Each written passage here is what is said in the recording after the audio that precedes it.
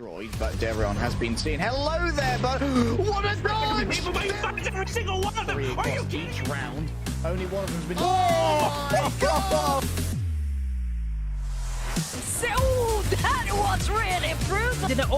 They've actually gotten it. What? Kind of like see that, but oh my God, not again! Behind and retaliates too, but he has the call for second.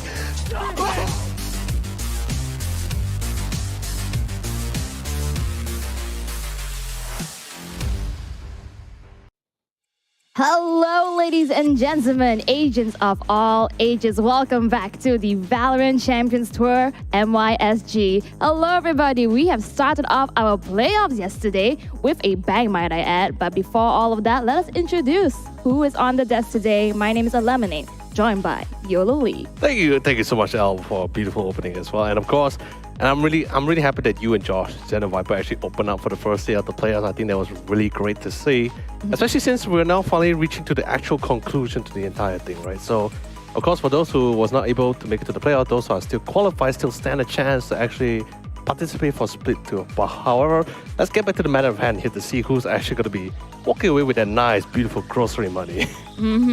Wow, we are now in the playoffs. Started out yesterday. We have the top 6 teams that are seeded into the brackets of the upper and the lower right now. Let's take a look at who is still inside.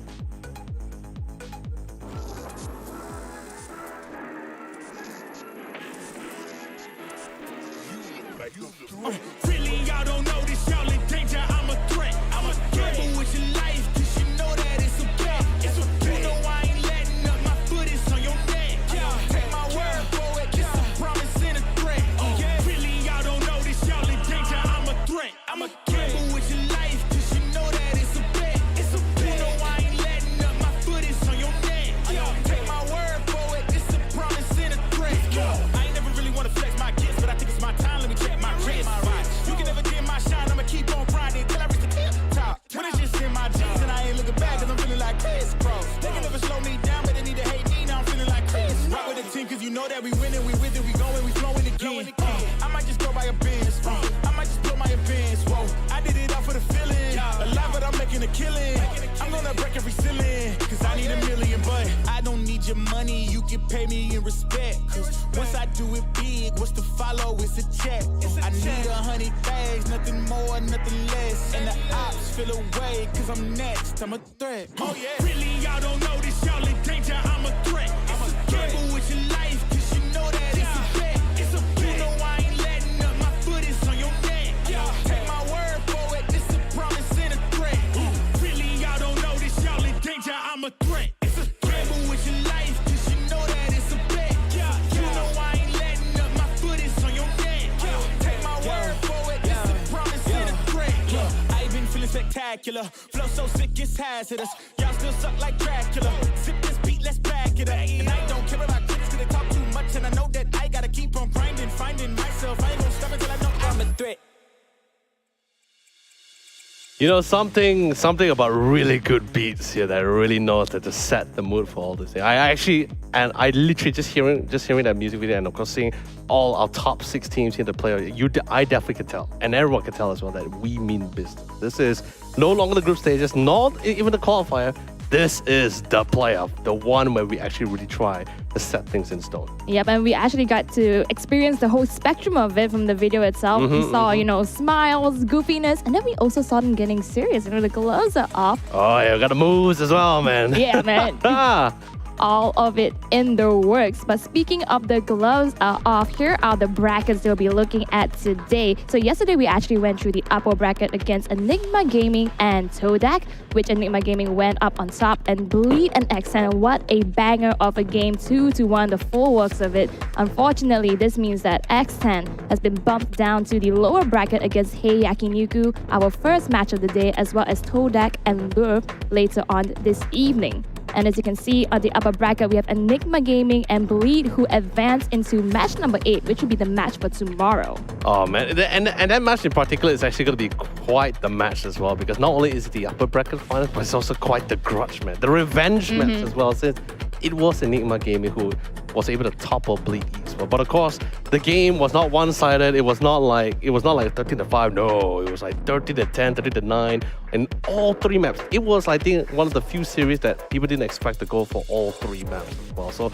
that's going to be a really hectic match and probably even most chaotic one to see for tomorrow.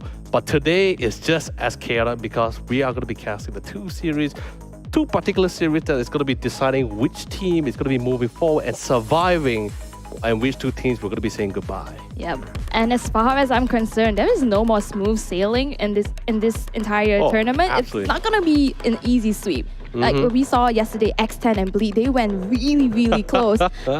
All the maps came out, all the stops came out, and unfortunately, X10, less than 18 hours, they have to prepare themselves for another nitty-gritty match in the lower bracket against Hey YAKINIKU. Yeah, it's. I guess you could definitely say it was not the most roughest, the most smoothest of start for them as well as what they were expected as they went up against Bleak Esports. And I guess you could say this scene from yesterday's series is somewhat to be expected as well. We were talking about one of the few top fours or one of the few teams that's favored to try to topple Bleak Esports. But of course, Bleak Esports still show their strength and literally telling them why they are planning to be the best here in this entire playoffs. Yeah, but we cannot discredit X10 whatsoever. This was the team that played yesterday. A lot of them really showed up and stepped up. I can talk about all these members alone, but we have Egoist, Neff, Vera, Thames, and Ksenia for today. And again, less than 18 hours prep work. The mental marathon that this tournament presents to them, it's crazy. You know, they went through the whole entire series with Bleed. They actually bested them in the first map, which we would not expect whatsoever. And then suddenly it became a downhill spiral for them. Now, against Hey YAKINIKU, they are the better team in terms of paper, but are they ready to just come back into this? Since it is the lower bracket, there are stakes here. I mean, of course, and like we're just looking from X10, right? Just before we see the roster, just knowing the organization itself, it's one of the oldest Thai VALORANT organizations ever since VALORANT came out as well, and they were also known as creating one of the best few VALORANT teams that we have seen internationally. So seeing such an organization picking up some of our NYSG players to their rosters, I think is such an absolute opportunity. And I can tell you this for sure. NYSG has one of the few best talents. It's just a matter of whether they're able to find those talents or literally put the right pieces in the puzzle here. So really great to see Nima Gaming as well. Also another few well-known organizations from India also picking some of the Singaporean players in their rosters. I think it's such a great opportunity. But it's enough talking about X10. Let's quickly move on to Hey YAKINIKU in their lineup. Oh, Hey YAKINIKU. This is a fairly new name that we're seeing here. We have Shiba Vetla, Dizzy, who has been stepping up, as well as Brandon and Benaf. So a few of these members, they are relatively new into the VCT scene, into the VALORANT scene, but they have definitely proved themselves worth. Dizzy and Brandon, though, they have been here for a while, but Naf as well. But I do want to ask from you, Yola, since you've been here longer than I have, okay? So how do you think Hey YAKINIKU will be faring for today, especially since they've been seeded into the lower bracket? So this is their first match of the playoffs. The thing is, you must also understand, yes, I agree you saying that the fact that, yes, the name itself, the team itself is new into the VALORANT. However, each of those players, you can be damn sure that these guys are not new for sure. They have been in VCT, they have been in the playoffs, they also managed to even go against the likes of really major teams like Paper Rex and Bleak Esports and everyone for the past 2 to 3 years now as well. So each one of them has their own right individually and very experienced as well. However, we did see a couple of their runs, and unfortunately, maybe it has not been the most smoothest one for sure during the group stages. But now they're back to literally fighting on the tightrope as they are currently in the lower brackets. And this is our head-to-head of today. We have Vera and Dizzy. Of course, the duelists, really the people to shine it out. And of course, as a duelist, you have to see what are their jobs. Get onto site, get those first kills. And both of these players, they do it really well. If you take a look at any of their past matches, you can see they really play for the team. And you take a look at the ACS, yes, it's just a few tenths away, but it doesn't make that much of a difference because they do their jobs. KDA-wise, 1.3, 1.4, they've been getting kills almost every round. Yeah, and the thing is this, right? It was really amazing between the two. Of course, if we're talking about about the years of experience that they have in VALORANT, then of course you can definitely be sure DZ is a lot more experienced in that department. And we're talking about roles. He has been playing not just for duelist roles. He actually has literally taken a hand in a little bit of the other roles or roles agents as well in his VCT run career as well. Compared to Vera, who just recently made his debut last year, but has been showing strides and literally letting people know that he will be the next generation of aces as one of the best duelists here in MYSG. Yeah, I concur with that. Vera, even yesterday, put up a really great show, just making so much space. I remember in particular the Neon game in Pearl. He just ran through. He kept doing that round after round. Yes. Yeah, and it's such a nuisance to deal with. And we're looking at the map Veto, and I'm seeing Lotus off the map. For good reason. We saw that being played yesterday by X10, and they do not want to meet them in Lotus, definitely. I mean, definitely for sure. And like, if we're just looking back in their history, back in the group stages as well, Lotus and Iceball is one of the few two common match bans coming from both of these two teams. So I guess you could say for sure that X10 and YAKINIKU can be well assured that the fact that we both don't like this man definitely would not be seeing it in one of our few matches later on. However, Pearl in particular here, it is one of the maps which is also not to say most bans coming from YAKINIKU, but it is one of the few options when it is up for them. But for the side here for X10, they absolutely love Pearl. They really love Pearl, and they have if I'm not mistaken, 100% win rate at this point. Oh wow, yeah, and that was during the group stages. Oh wow, yeah, the stats do not lie. And we have Haven as the second map selected by X10, and I thought this would be something that YAKINIKU would want to prioritize. But the fact that X10 picked it, they show they're not afraid of anything that comes in them. And again, decided map once again is the split that we will be visiting if we go into match number 3, and that is actually the decider map between X10 and Bleed yesterday. Which I think is really great. I haven't really get a good... I mean, yes, I did see one split game, and that was during the last day of the group stage when I was casting with Taj.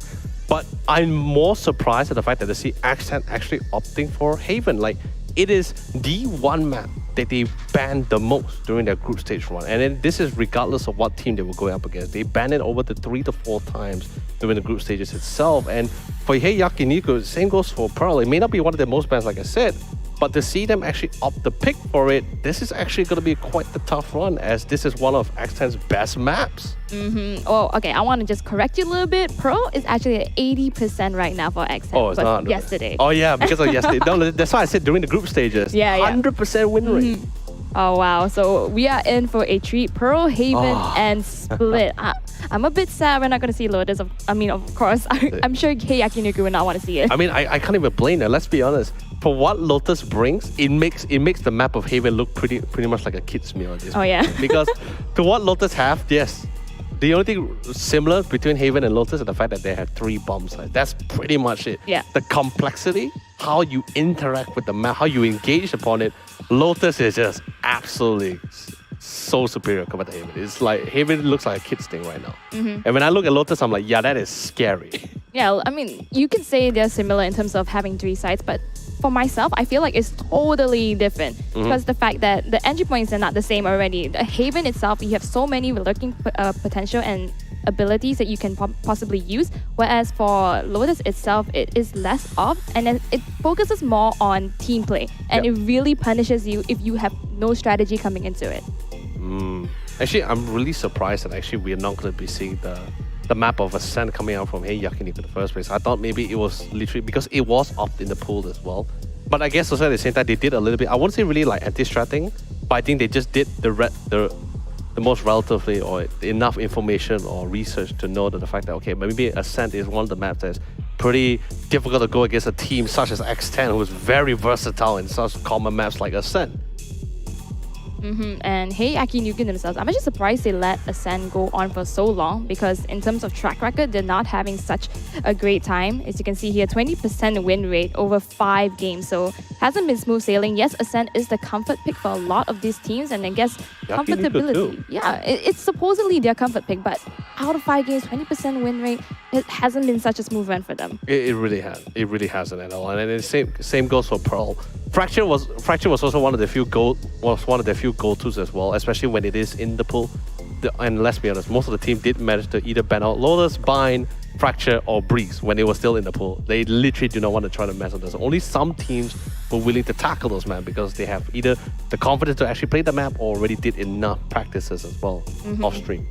Might I add, this is also a little bit of a revenge map because most of these teams, they play together in the group stages. This was actually the first I believe it was like within the first group stage day 1 where they met each other. They went 0-2, YAKINIKU to X10, but the closest they got to each other was actually in Pro. So I understand why they picked it. It was 10-13 against X10. Yesterday, they even showed a little bit more of their hands against Bleed if push comes to shove.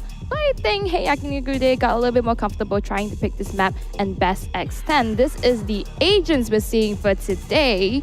And I'm already seeing a lot of the agent pools that Farah played Neon yesterday on Pro. It's quite similar, and I'm seeing a repeat. And I think it's really interesting as well because usually when we go to the map on Pearl, you see Shiba actually opted to go for the Viper to be that second, controller. Despite it's not. I guess you could say Viper doesn't really fall into the category of a proper smoker, but her screen definitely is someone necessary to help them in defending or retaking certain sites, especially on the B side when it's pretty much relatively long. But since he decided to opt for Sova in this case, this actually changes a little bit of the pace here, where I feel YAKINIKU's mindset will be more on trying to get that information out, trying to get a little bit more information gathering. As let's be honest, X10 has been very upfront in that aggression. Oh yeah, and it's been shown time and time over again, and we even talk about like the double controller that's been seeing some light in play within this tournament itself, and it's pretty interesting to see because you have the primary smoker, then you have the secondary smoker, just to cover up all of those, just because getting onto site is so much more crucial, and just playing off the hole for the time to go up has been really much the name of the game. I mean, of course, and just for them, right, understanding for the fact that this team is not going to be stopped by one or two utilities, I think they decided to just go absolutely upfront with it, get whatever intel necessary to prep for such an attack as well. Although, I think after playing against them once and probably doing enough research during the 1 week break that we had, I believe they also understand, like, okay, which are the certain angles that they really need to look out for. Which team is able to outfront their aggression or assert their dominance. I think the one who has a lot more control in that department should be able to determine how the rounds are going to be like here. Yep, and we're seeing, just taking a look a bit more, we have the Astra on both sides of it. I like this pick. It's a pretty much staple in terms of being played in Pro. Of course. And it's running through pistol rounds, already having aggression coming through with YAKINIKU. Ooh. A quick pick, slowly rotating. Like I said, nothing stops the fast train for X10. And instantly, first bar's already been drawn, and Redline is going to be the one having the better part on his half. But if people brave coming from Vera to really get that nice lineup, should try to even things out. However, they are still a little bit of a man disadvantage. It's going to be quite difficult of a retake for them. Yeah, but Brandon is significantly damaged. Ksenia is trying to get into that peek in the hall side, as well as they're probably getting some information of where they possibly is. They know one is close, they just have to play off of contact. Ksenia is going to find Brandon's hit instead, but Nap at the same time simultaneously getting a ghost onto Vera. Oh. Calm and collected, they still can play around with the time, but not for too long. He does have a frenzy in hand, and Ksenia makes it work as well. And they do manage to make this entire round viable despite having a man disadvantage. An absolute retake coming from X10. Although, yes, a little bit of a nail biter as the time slowly tickled down, but they still take the win. Quite the confidence building as they were actually able to take that round despite the situation they were in.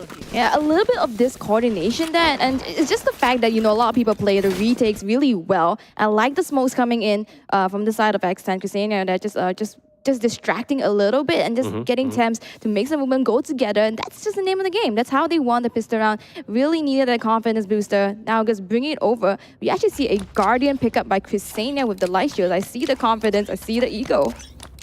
Which is really great as well. The fact that he actually picked up the Guardian, he's actually looking to get some really aggressive picks. That's actually where he's supposed to be now. Let's quickly get a couple of tabs. Does spot out a little bit of points as well. Utility, he does fall back casually to the back of sight. He does have the star point, so just in case if anything comes a little bit too aggressive, he can get the gravity well. But look at that aggression. Although yes, he did manage to get a trade back. Thankfully, he managed to get the trade back. If not, a little bit of disparity for the attacking side. The fact that you get a pick off on a save, though, that's going to be a W for them. And especially since Vera is gone, that means the rotating is going to be a little bit slower on the side of X10, especially mid-control, which is, you can see right now, they're slowly inching closer a little bit into B-lane, trying to get anybody that's going to just be a little bit impatient. Oh, Prowler, though, it's going to show their impatience instead. And the worst part about it right now, because of the weapon superiority, they have to take their steps very lightly, very cautiously.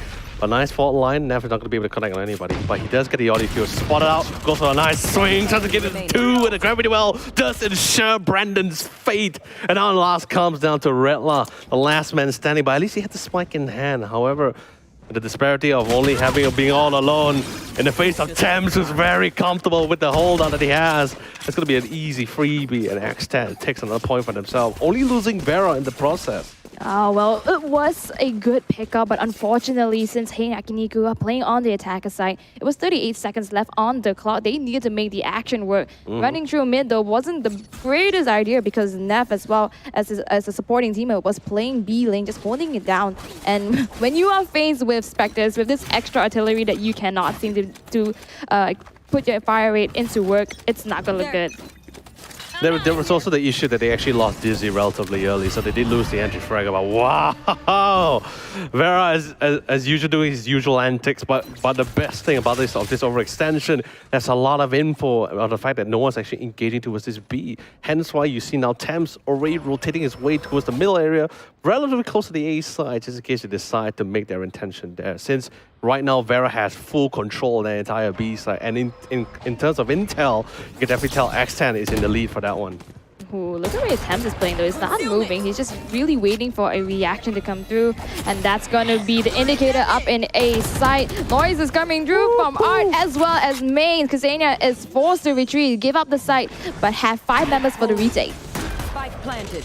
This is really great, trying to buy their time, come for a couple of sprays, but Ksenia with a wall bang through as well. He understands the positioning. We'll get a nice picking of Brandon. Without any post-plan situation, he sticks it. Egoist at least managed to get it halfway, but he plans to stick it again. The reinforcer, Dizzy is trying to do his best to make the plays, but Nev got him covered, full faith in his teammate. Fragment buys the necessary amount of time, but it is stick halfway, and now more aggression. Whoa! Nice deny with the nanosalt. It's gonna allow Nev to try to go in again. But now the rest of the team, time is slowly ticking away, and now last man standing, 1v1, and of course he holds his own and stands his ground, and he will deliver for his team. YAKINIKU takes a point away from X10. It was such a team fight to witness, just back and forth, but you see the utilities that they use, see how well they get those values out of it, and even Vera himself, he was trying to just play off of time, but Benaf, oh, that guy, he really just played it really well, and just happened to get the right timing off. Oh man, I love Neff, right? He just kept trying to get that spike alongside with Egoist, but sadly the diligence coming from YAKINIKU, regardless of whether it's jiggle picking to spot out that spike or utilizing utilities to buy the necessary amount of time, absolutely impeccable here. So really great stuff coming from YAKINIKU. However, it is quite the costly as it was their bonus round. Yeah. The silver lining for X10 is that they took out all 4 members of YAKINIKU, leaving just 1. That was their buy round, so they know that they're dealing with lesser firepower, and they just play this according to what they know, which the Prowler's already scanning 1 in mid. Giving the respect though, I like that he's pulling back a little bit. He knows that he has information playing and main supporting Ksenia. But the only difference this time is, as well as you see, Vera has repositioned itself. I think this is one of the benefits of having Cypher as an anchor. Getting that intel, allowing Vera to utilize his positioning or resources elsewhere. Last time it was Sally, unfortunate as well. Dizzy was able to catch him with his pants down as he was setting up those star points. 2 members falls, and it seems like a prime opportunity for them to get into the side, unless Vera has something to say about it. But anticipating a swing, you see Rella coming in to secure that flank. Spike's been down, and all comes down to Nev and Egoist! What a 2-man spray! And Egoist, of course, not falling too far behind. From a 2v5, the round suddenly became viable, El. Oh my goodness, time is ticking down. Shiba's going to get Egoist off. That's 2 against 1. Time is ticking. No Oh no, he's looking at the wrong place. Doesn't quite get it though. Nap is really low. Oh my lord. My heart was about to drop and sing because literally, if we go by literally by facts, right? In a 2v5, the round seems set in stone already. We already know what the outcome, the result. But Nap and Egoist suddenly just decide to take things into their own hands. Although yes, the win still falls into YAKINIKU hands, of course. But then again, X10, they made it expensive of a win twice in a row. But of course, sadly, X10 is going to be forced back into the eco round here. Not much weaponry except for the Marshal, a couple of shorties and 3 sheriffs. Let's see what damage they can actually output this round. Hey, YAKINIKU, though they do not know it, they actually have the better firepower right now. They also have ultimates at their disposal, the lockdown, as well as the Cosmic Divide. Could be really, really great, especially in getting onto site. Oh, You just have to make that decision.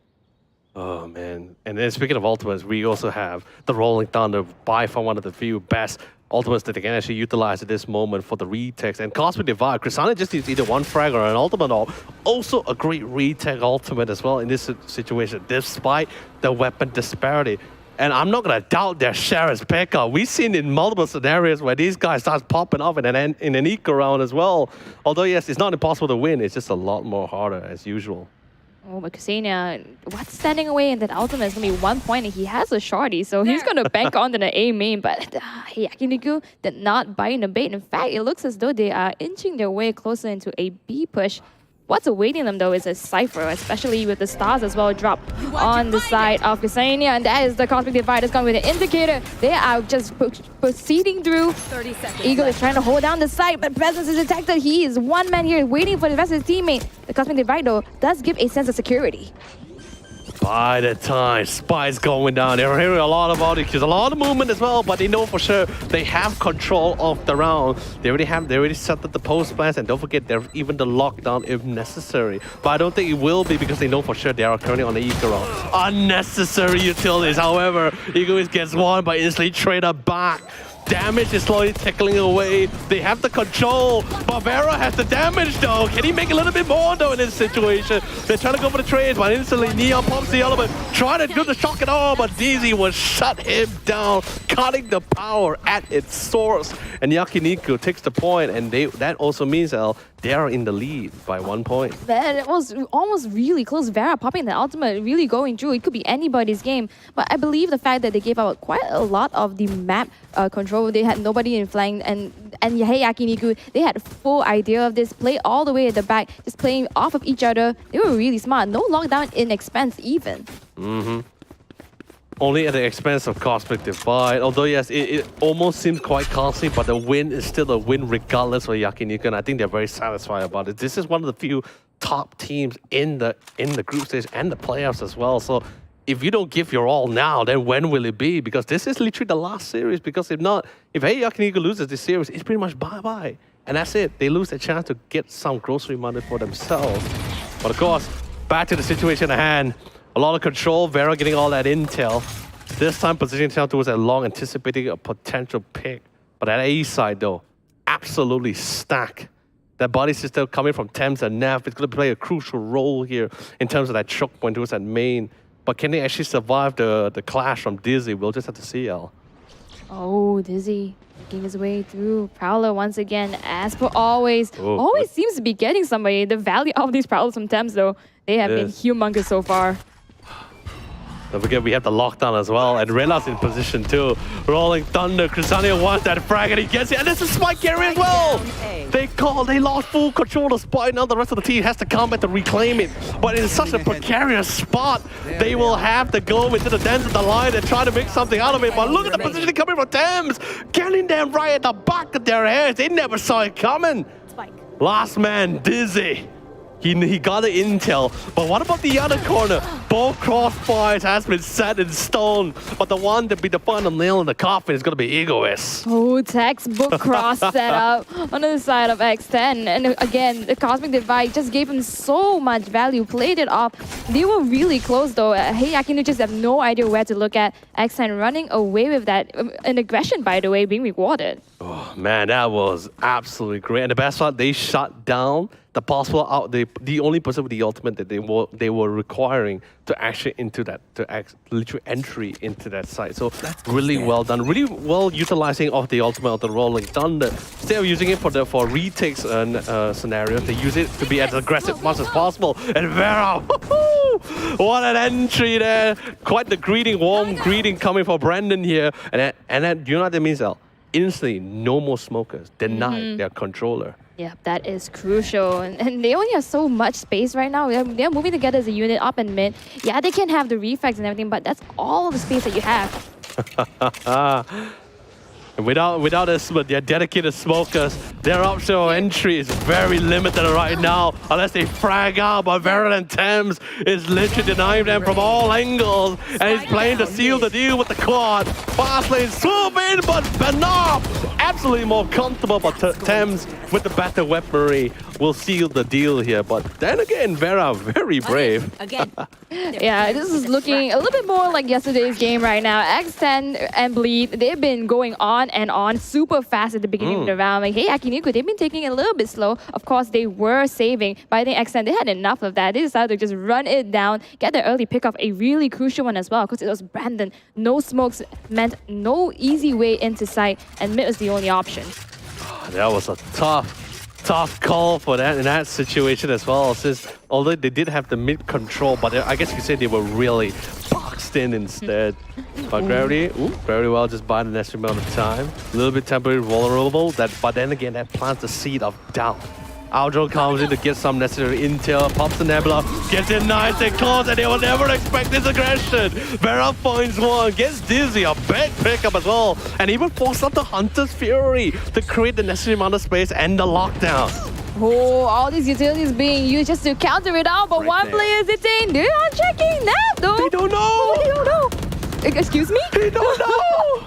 The damage is big. Oh no! The one time when diligence was supposed to prove through, it didn't come through for them in this case. The ending of this Cinderella story is gonna be the name of Neff here. My God. Oh, just a little bit of mistake cost them so much. I mean, I understand the thought process. What if one person's detained, they are likely trying to run away, right? You never thought they would be right next to you at the entrance of sight. Oh man, that is gonna hurt so much. And I think the worst part about it was that when the detained came down, the first and last person they actually saw was actually Vera. So they didn't expect to look for Neff. They were trying to look for a Neon. But when Neon was out of sight, they didn't expect to check the corners here. But of course, Neff got the greatest Christmas gift ever for this year, let's be honest. That's for sure. That's not even trigger discipline. That is the game disciplining you. Oh man, that was so lucky, let's be honest. I think, hey, YAKINIKU, they are feeling a little bit of the sweat. That's really a mistake that should never come through. You know, I'm pretty sure Neff was like sweating buckets. I'm pretty sure he was telling himself like, yep, that's it for me. I can't do anything about this. I'm pretty much dead, guys. I'm getting a lot of intel, but what a golden opportunity that was bestowed upon him. And then, of course, he did not let it go to waste. What an opportunity, this man. I'm pretty sure he was just screaming at the top of his lungs. So he was like, I'm not dead! I'm not dead! Takes more than that to take me down. But speaking of taking it down, that is location reveal. Thames and the rest of his crew trying to ban up, but Vera gets taken down. That's also by a Bulldog, so that's really good value. Big pickup. Very big pickup. 30 seconds Information up on B link. That is Ego is alone fighting against the other members of YAKINIKU. We have the null command coming through. Dizzy is going to get Ego as well as Nap, making extra space, going on to the tower, but does not try to get one. Thames will find two, miss make the three, make it four. The time is ticking, and the defenders, they are having advantage after advantage. That is for me, the fourth one, a 4K, a 5K, an ace. I did all the work. So what if we lose Vera? Thames, he's absolutely holding his ground. Let's be honest, this man, when he has planted his feet on the ground, he's immovable. He cannot, he's a man that can't be moved. An absolute sentry, my God. He just picked them all off. Very casual manner as well. Oh. Wow, look at the ultimate points that Thames just collected. He used his ultimate not too long ago, and now it's almost ready. Once again, Vera also has the overdrive, and we saw how much he has done with that. Oh, man. That is absolutely impeccable. And of course, once again, Vera, to make things to reduce the load off his teammate's shoulder once again, remove another variable from YAKINIKU's side here. Although yes, Dizzy and Brandon is still around, at least that's the more crucial one. Postman will be a little bit difficult without Red Lot utilities here. However, if Dizzy can make the play, then it's going to be a little bit of a different story. He did manage to connect one of the blades, but he couldn't get the execution he was looking for. He flies up, secures it on Crasania. There's still one more on the side, and it's napped again. Nav, the man that cannot be killed. But Nav and Shiba, they're gonna make quick work of the rest of X10 members. Vera moved all the way, got one earlier, now just running through from the back side, holding down the fortress. This is gonna be one versus, but Nav, that is a 4K X10. They are unstoppable right now, fired up and ready to go. I tip my hats to you, X10. My lord, your win, your game against Bleed Esports was not a fluke. This is exactly what we're looking for. Absolutely classic Valorant plays that we're seeing from X10. Absolutely amazing. Yeah, but X10 really starting to get into its skin. Early on, we saw a little bit more of discipline, a little more respect. But YAKINIKU, the fact that they've been playing so slow, it just gave so much to X10 as defenders to get so much information and really prepare for any side progresses. They've been playing that way for both saves as well as gun rounds. So it's really so much wiggle room for X10. And the worst part about it is not to blame or anything. It's just the fact that after experiencing the aggression coming from Vera or even Chrysania for one, two, few, or many times in this case for the past 10 rounds, they start to have this mindset, okay, let's try to counter this aggression. Let's try to wait for this. That's why it seems a little bit more passive, a little bit more slow now, because they're trying to anticipate whether there is another form of aggression. But X10 is not making them very easy to read here, make this a lot more difficult for them, allowing them to run down the clock. However, I guess you could say it's still okay for YAKINIKU, as they are the team which is very comfortable by playing at really nice tight timing. They don't mind running down the clock to get the necessary amount of intel. However, the frags needs to come out at least, and they're still dominating the field. Ooh, it's a party out and mid. Vera gets one, pushes back into safety. They are not overextending. They take down two, and that's more than enough. Nav is gone though, so that's going to be less flashes. But with so much damage already done, 30 seconds on the clock, this is YAKINIKU's time to go. And that is like getting egoist. He's been holding off B for a long time. Vera has something to save his bonds.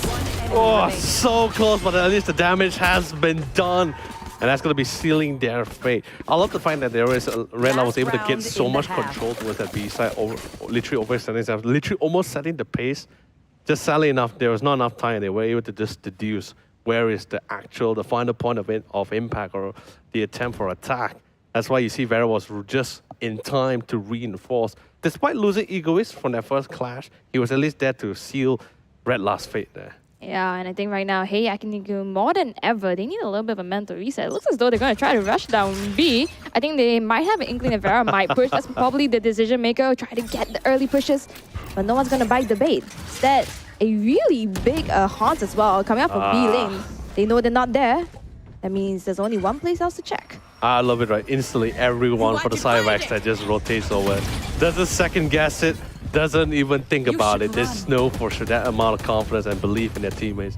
But Cosmic Divide, alongside with the attacking lockdown, they at least want to try to get nice and close. A lot of very expensive usage in this round here. They at least must try to get that spike planted down. The lockdown finally times out. They got the spike down. Quickly need to fall back and set up. This is the post plan right now. Even Hunter's Fury to buy even more time. Unfortunately, not going to be able to connect on anybody. Oh, more than ever, they're going to try to play for the time. It is round number 12, so that is everything you need. Trying to get scattered for any nano swarms. X10, they're actually going in together. No one's coming through halls. They know they're all in main. And here is the rolling thunder in commencement. Here is the fast lane as well. Vera is already making so much. Nav is going to get dizzy. That's going to be huge. It's 1-for-1 trades. They are going in for a battlefield. Redline, but Nav's going to get more. Redline gets a second one as well, but the timing. It's not enough because the defuse is already in. That's so crazy, right? It's like they have literally just one person stick it and the rest of the whole team. Their comms is so clean. It's like, guys, I know you have the fundamentals. I know you have the fragging abilities. Just go forward with this. We have the Rolling Thunder. Majority of them will be, some of them will be concussed, while the one teammate will stick for it. That confidence, that belief in his teammates is absolutely respectable coming from X10 here. Yeah, and I feel that YAKINIKU, they are feeling a little bit jittery off of that. They have to reset. Now they are on the defenders. They do have Redla. They do have early information that can come from Shiba as well as Manav. So it's really how they play it out, because I feel in the last round, a lot of those ultimates, they came out really close to each other. And if you can spoil out just a little bit more, I believe that could really just be the determining factor, especially since you have to hunt this way for post-planning. You have no inkling yet. Oh, Vera. I love it. Just check things out as a B-long, doing a couple of jump peeks as well. He's letting them know he's nearby. So that just definitely keeps them on their feet. But look at where the spike is. They're already slowly positioning themselves to get ready to entry towards this east side here. And of course, none other than Brandon is going to be holding that choke point alongside with Banaf, one of the two agents or players that you could have full trust to hold down the line towards that A. But can they withstand the aggression coming in from members of X10? And that's going to be the question here. It's a huge question, but we can see Shiba got a lot of information looking out on B main. Sure, they're already ready for an ace-type attempt. Oh, this is going to be a mess, L. Of course, it has always been in the past few rounds. And you can see multiple members inside X10. They're already trying to make their way through. With the blocks of the Cosmic, the Memula is just going to block and give some safety. But Brandon, as well as the rest of the team, they are coming through right about now. Jump picks, but of course, Brandon traded back. Trying to hold on his own, and it comes down to classic 1v1, but not for too long. Shiba, an absolute cowboy here, swings out and goes to ensure the pistol round goes in favor of Hey YAKINIKU. And it's definitely the one round that's much needed for Hey YAKINIKU to turn this round and this game around for themselves. Hey man, a W is a W. Now they're going to go in for the bye in the second round. X10 not looking to go for it, except for Neff, who is going to pick up the Sheriff. I wouldn't be surprised if more of them pick it up as well. Well, they have been absolute monsters with that gun, and you know how it is in these tournaments. I love it, right? Dizzy's not even thinking about trying, because usually Dizzy would try to save in this second round of the pistol to try to get that up as early as possible. But understanding the threat that X10 actually opposed towards them, decides to just go all in with this. They just need CQC situation weaponry, try to hold on the line, especially since now they have superior weaponry. But they can't be too comfortable about it though. Shiba does have the better weaponry here with the Vandal. He does spot out members of X10 just crawling their way through. The rest of the members, though, they're not that alerted just yet. Okay, so that's going to be the indication that there is threat. Dizzy's going to find Vera as well as Nap with that Spectre. It's too hard. The artillery is just so starking. And it's going to be a third one. Casino's going to finally take him down, but Rella is going to come back as the support. Ooh, good defense, good hold. Especially if actually able to utilize all the cross-firing lines up as well. Absolutely fantastic. Thames understands this is a very difficult retake, especially with the classic in hand. No armor as well and 65 HP. Let me tell you something, that's a dream L for them to take back the round. But then of course, not too far behind, we have a little bit of a sneaky lurker. That's Brandon himself. To be able to secure the round. It's 9-5 scoreline. Oh man, Thames really deciding how he wants to go off over there, because you really do have to go for going in to get your money's worth, especially since you are in a safe round. Get those money into the third round. Now, finally see the rifles in the hands of X10. I'm sure they're not too shook though. The thing is this, right, El? Now with the bonus round, right? Especially it's a bonus round for X10. Hey YAKINIKU can see the light at the end of the tunnel. But they're not really there yet. Now they have to literally survive in a round where X10, which fully equipped with the necessary weaponry to go on an absolute slaughter here. Can they hold though? Yeah, but the scoreline's not really much of their favor too. 9-5, it's a bit too far. This is going to be the round that determines it all though. If they can get the right pickoffs, they can get this round in their favor, they can basically get the ball rolling. Oh, look at how there it is. Vera already running through fast and just going to block off, checking every site, doing his due diligence. But here is a flash in return. Doesn't quite get away. Shiba is going to find Thames. That's a good pick too. As expected of Shiba, still on point as ever. But Vera, my God, such a swift right into the site itself. Trying to see if he can go for a casual picker. He did manage to damage Redlar slightly. Does force him back, especially with the aftershock as well, to buy the next amount of time. But of course, time is slowly tickling down. Vera refused to leave his spot to hold his own. But looks like X10 is delivering just as much damage. It's now tied to 2v2. Oh. We have some utilities on Kusania as well, so we can very much play a post plan, and that is the diffuse indicator. X10 is not biting the bait. Good discipline. The Nap, no, he's out in the open. Brandon couldn't get his back, and that is cookie cutter textbook X10. Ooh, very comfortable for their side here, especially once they remove one of the few star players of Hey YAKINIKU. Absolute confidence that they actually can get that defense and postman situation off by themselves, even without Vera and Neff. Well done.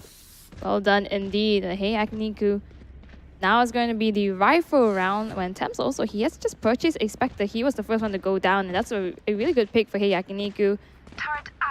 But unfortunately, X10, they know how to play with each other. And 10-5, they have to make everything work for themselves. YAKINIKU is trying to really save for that operator since the last round. And thank God he has the Blade Fury as well. So as you guys know, economy doesn't really matter towards this agent. So with the Blade Fury, absolutely high burst of damage here coming from those blade storm. But he does need to land it though. That's the problem here. A bit of a switch up. Ooh, fast lane. Just walking up true, but this time actually not running down into halls. I think just worried the fact that YAKINIKU could be expecting it, but no one is pushing out the mid. So in this sense, YAKINIKU, they have information of where they are, and no one's down yet. They can prepare very well. Quick out drone to reaffirm themselves that they're there. Vera is on the hunt. Dizzy popped the blade, instantly snapped the head of Vera here, shuts him down. But of course, they're attackers, they're aggressors. They're already on the site itself, planted the spike, and now begins the post plan. Look at the positioning and the angle they're holding as well. They know Vera's out for the count, so a little bit more confidence comes in for this defense or this post plan. But Dizzy is not. He goes on the hunt. He's not comfortable with just getting one. He gets 3 on his belt. He's trying to look for that ace. There's 2 more remains. He runs in. Will be denied an ace, but it doesn't matter. A win is still a win. And Krasania, last man standing. Dizzy just sticks to it. And of course, Banaf holds his own to buy the necessary amount of time and ends the threat indefinitely. Hey, YAKINIKU takes the point for themselves again. What a great retake coming through. Dizzy just getting 1, 2, almost getting more than he needs. And Kusenia actually missing in action, was actually trying to just buy some time off a B lane, make his way B lines into B main. But unfortunately, the spike wasn't planted in a position that he could play off of. And X10 losing one of the rounds to YAKINIKU. Of that mid area, if he actually was able to actually shut down Dizzy, so really well done for that one. That did set the pace a little bit back for YAKINIKU for that defense there, but for X10 there. For that post plan. X10 trying a little bit of a different method. What? Oh, but that method seems to be working. Rella gets shot by a sheriff. I know exactly Here where with that. you are. Commencement. It's gonna give so much information. They are holding off a mid. They have to control. Vera once again being the neon running it through. Doesn't quite see anybody. The rest of YAKINIKU, they have to check everywhere at this point. They definitely do have the weapon superiority, and with the owl drone, that's a good amount of intel. Now look at where once figure out that majority of damage towards the middle area, they're getting ready to surround them from all angles here, and a little bit more confidence for Brandon to actually overextend themselves here because they know the only point of entry left open to them is B, since there is the turret at the side there to actually give them the necessary intel if they want to go towards that A. But the timing, the discipline is paying off. YAKINIKU. The defenders actually making their way to A.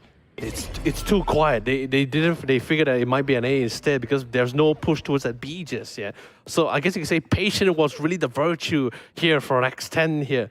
And now with not many people defending this B, with no resistance at all, they did have to commit the Rolling Thunder just for good measure here, but they still will be able to secure the site without having loss of life. Plan is coming down, and they actually have more control than they would like to give. That's the Nightfall. It's going to have information as well as timing. Shiba is going to get Vera, and the Nap is going to have something to say about it. YAKINIKU actually surviving more than they need. And we have Kusena just die right off, and Nap is the last man standing, holding off B-Link. They know where he is. Molly's and everything else is going through. 17 HP, and the defuse as well ticking. He has to make something happen. 17 HP in the dream, but Brandon's gonna stick it without a doubt. Not gonna phase, not gonna question it. Just absolute fate, that's all he has. And that's gonna be a quick defuse, and YAKINIKU steady, and of course surely catching up to X10's double-digit scoreline. But of course, X10 is still in the lead, and of course the closest to ending this first map of our first series. I think how that round went through actually gave a lot of information to YAKINIKU that maybe they should just go in and commit for the retake instead. The Rolling Thunder didn't catch anybody, so that is no value at all for the ultimate.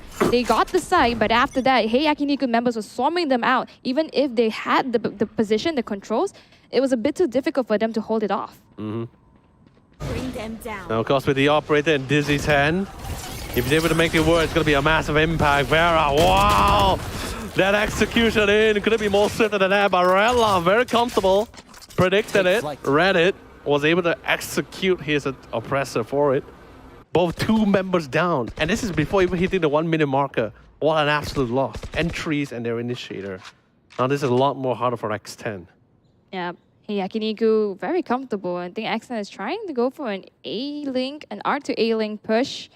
This is something they haven't been doing just because there's been such a huge setup over here by Redla.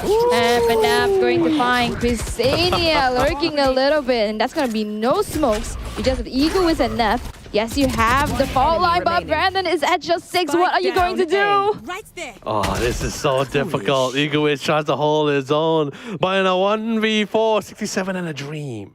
That's not the Phantom. He can try to make the magic work. He has to make it work. 30 let's be seconds honest. left. Yeah. Because X10 will be 1 point ever so closer to a series point here. So he doesn't have control of the spike just yet.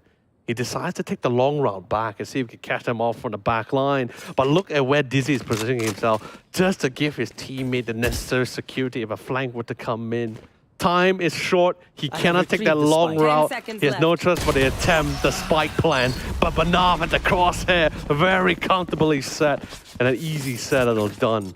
Oh, what a great flank by the way from Brandon. Just holding off A-main and getting the nap, But of course, we cannot attribute that win without the first 2 picks early on before the match even hit 1 minute. Hey, YAKINIKU finally getting the confidence that they need and forcing X10 to go into a timeout as well as a save, I believe. A much needed timeout as well. I'm actually surprised that we see the timeout actually more later than usual, but I guess it's understandable for X10 because the line, if I'm not mistaken, before we went to the second half, it was like a 9-3 scoreline as well. And the minute they hit the 10-point marker, it has not been changed for the past 5 rounds now for Hey YAKINIKU. Hey man, I'm just saying. Yeah, you talk about a lot of curses, so... Hey man, I'm not a big fan of the 9-3 curse. Okay? I mean, you, Taj, FaZe, Josh, Xenoviper... It's a thing. The community acknowledges it. It's a 9-3 blessing. Unless I see a Bible for it, I'm not going to believe it. I'll be the otter. But of course, yes, coming back to the situation at hand, like I said, it has been pretty tight. And YAKINIKU's defense has been pretty solid so far here. And the best part about it, they have been winning on rounds that has been very crucial. Bonuses round that X10 was hoping to try to turn the tides back in their favor here. So in this case, hopefully that resets the mentality, resets the momentum and back into their favor here.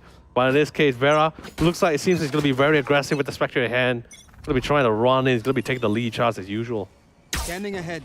We do have ultimates ready for this using. And aside of Hey YAKINIKU, we have a Hunter's Fury as well as the Null Command.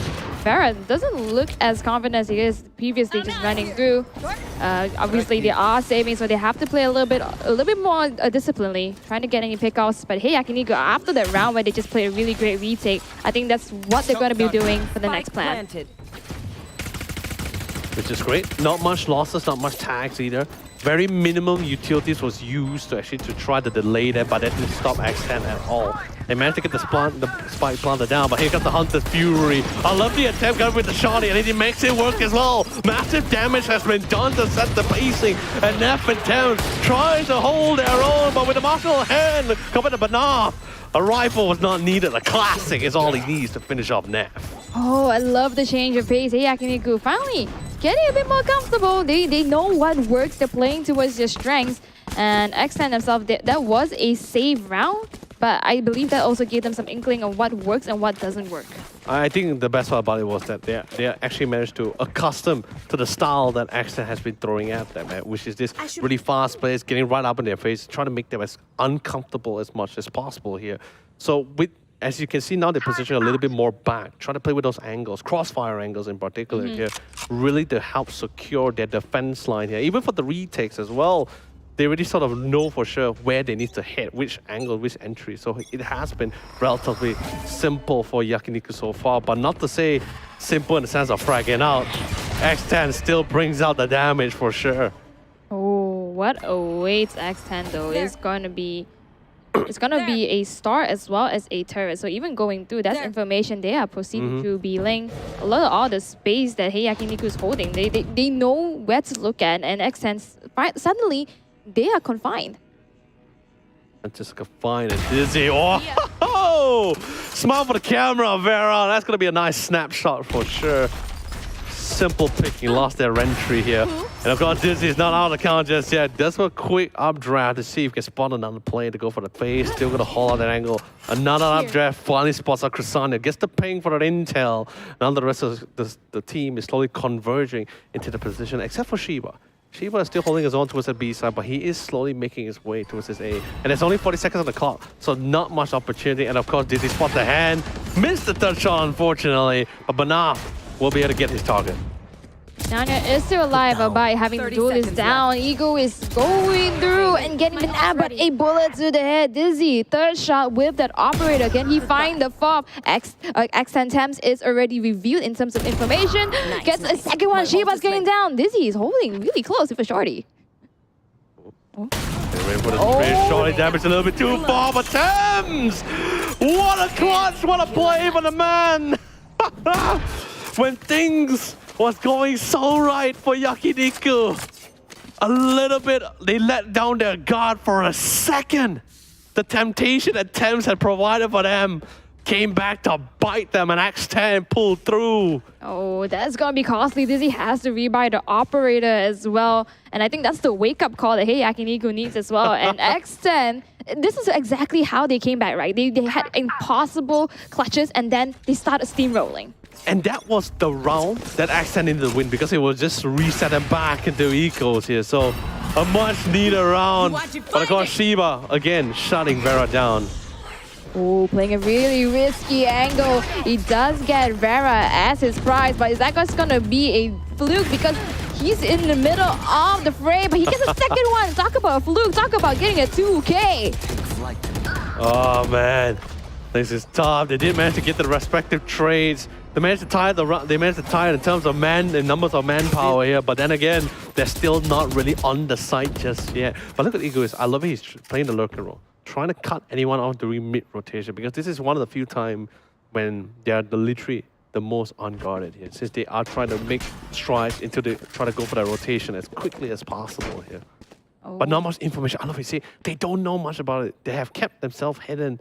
But then again, because of Brandon overextension, they know for sure it's still going to be that B.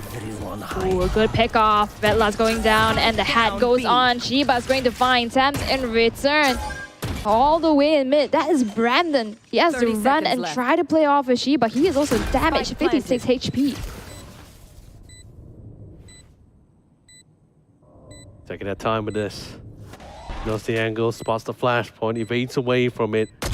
But their goal is just to buy time. Ego is trying to see if he can get a couple of frags in the process. Nah, gonna be chilling at the back of side. Brandon trying to make his way through forward, got the Nabla, trying to go for the fight. They don't know when it's faking up, but he is sticking it. Go for the spray, doesn't get the kill at all, but Ego jumps out to secure it. It's a 12-9 L. It's match point. Wow, match point, but YAKINIKU. He cannot give up just yet. So close to taking this map away from X10. And mind you, this is YAKINIKU's pick. And the best part about it is they worked so hard to climb back from their initial scoreline for first half. I think they really did a fantastic job. I agree 100% out of this. X10, they just have one more point away from them between this match point and closing off this round. It looks as though they want to go for a B push despite the fact that Shiba got so much value out of that. This is a make or break situation. They know for sure. They know what's at stake. They need to give their all to buy the time needed. The point differential is not too far apart either as well. It is possible. But X10, very good, a little bit of cover attack, get the fast lane in as it gets to the back of side. Dizzy holding those angles. He knows for sure not to take this fight head on. Nice with the cyber cage actually to obscure his whole vision. They get the plan. Chrysania gets the pick. And now they slowly prepare for that post plan. But look at where Nev is going as well. Oh, you cannot see people. You can't shoot people. Sam's holding up really close. If Ego is going to find Dizzy, that's going to be your duelist, your person to dash in out of the way. Sam is holding super close. Getting hard. He realizes what's behind him. He gets to check to 6 and also get Banaf at the same time. Really good repositioning, and that will be an X10 win. A comeback, a little bit of a comeback over there. 9-3 curse does not exist apparently. I mean, it never existed in the first place, you know? But either way, what a game! Seriously, what a game! I think when things look really great, when things look really dire, 9-3, a lot of people would have been suspected. Okay, this game seems pretty much set in stone. But when the round switch, that's when you see the adaptation, how they're going to be altering or adjusting their positioning or their crosshair placement to deal with such tactic that's being outputted by the X10 here. And then how quick, the best about it was how quick it was being done as well. The minute pistol round, already adjusted. They say, okay, Vera's going to be flying in, someone's going to be following up with him, we need to deal with them one by one here. So it's really well done coming in from Hey YAKINIKU. Yeah, and I believe that when X10 actually manages to get it all done is when they play super well off of each other. You know, getting those crosshairs is really the textbook situation out of it, as well as, you know, obscuring the vision. The last one was just really well done, really well executed. Vera, so many times we really highlighted him a lot in the previous match, but this round it's really the whole entire team. That was a crazy shot by Deb. That's been so much. Look at this one though. This was really the round for YAKINIKU to win off of, and I think it really hit their morale a little bit. Yeah, this one definitely I can guarantee for sure. All 3 of those members were feeling absolutely livid at the fact that he was still around, still alive, unfazed in those situations. Same goes for Thames again.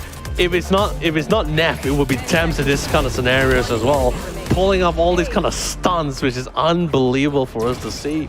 And like, if you think this only applies to the map of Pearl, you should see them on the map of Ascent. That's literally their playground. Oh, I wish I really could, but it is not in the rotation for today.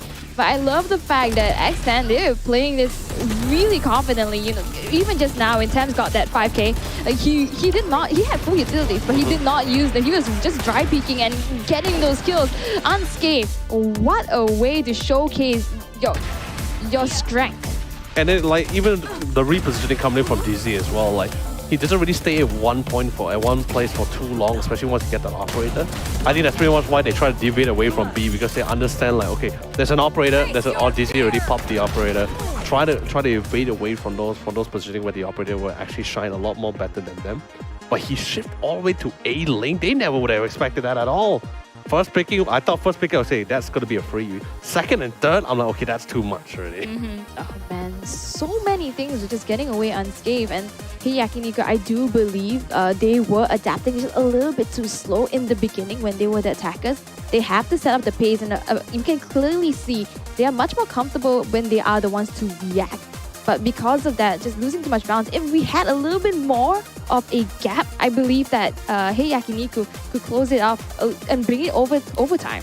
It's not just a gap. I think if they had a little bit more time, maybe like a couple of very, not maybe the point differential wasn't too significant. I think we actually might have a real fight on our hands with a push and pull kind of situation to see between both X10 and Hey YAKINIKU. However, of course, with the current reality of things, X10 taking the first map here on a very convincing way here. But of course, not without a fight coming from Hey YAKINIKU. 13-9. And Thames, of course, your MVP for the side with the insane amount of damage. My God. And DZ, of course, none other for Hey YAKINIKU. Yeah, and it goes to show information is king in this, because Thames has been getting so much information off the Prowler or even just playing off his teammates, and he can make those calls to go aggressive and also be defensive at times, and that's how he got those 5Ks, he got those 4Ks. It's crazy. ACS at 3-1-4, that's more than a duelist. I mean, yeah, it's really... It's really fun. And the thing is, right, it's not just because of the role that their ACS is actually low or not. It's like, regardless of what role they're playing, you can guarantee for sure that most of the ACS will be relatively similar to pretty consistent among all their members here. So I think it's really cool that what X10 is actually performing so far. Yeah, 25%, 25.7% headshot as well. That guy was really much on fire. He knew the angles, he knew where to check, and you can see the readjustments between his little micro battles that he had between all the members. He knows how they're going to play, and the adaptability is the name of the game. It was, let's be honest, I thought it was going to be I really thought that the round was just literally going to come down to of making plays after what we experienced in the first round, being detained and everything. But when we got to the second half, like, whoa, okay, we really have a game on our hands. But speaking of which, ladies and gentlemen, we're going to be taking a quick short break, but don't go away for too long. More Valorant shenanigans and action coming to you guys right after this quick short break.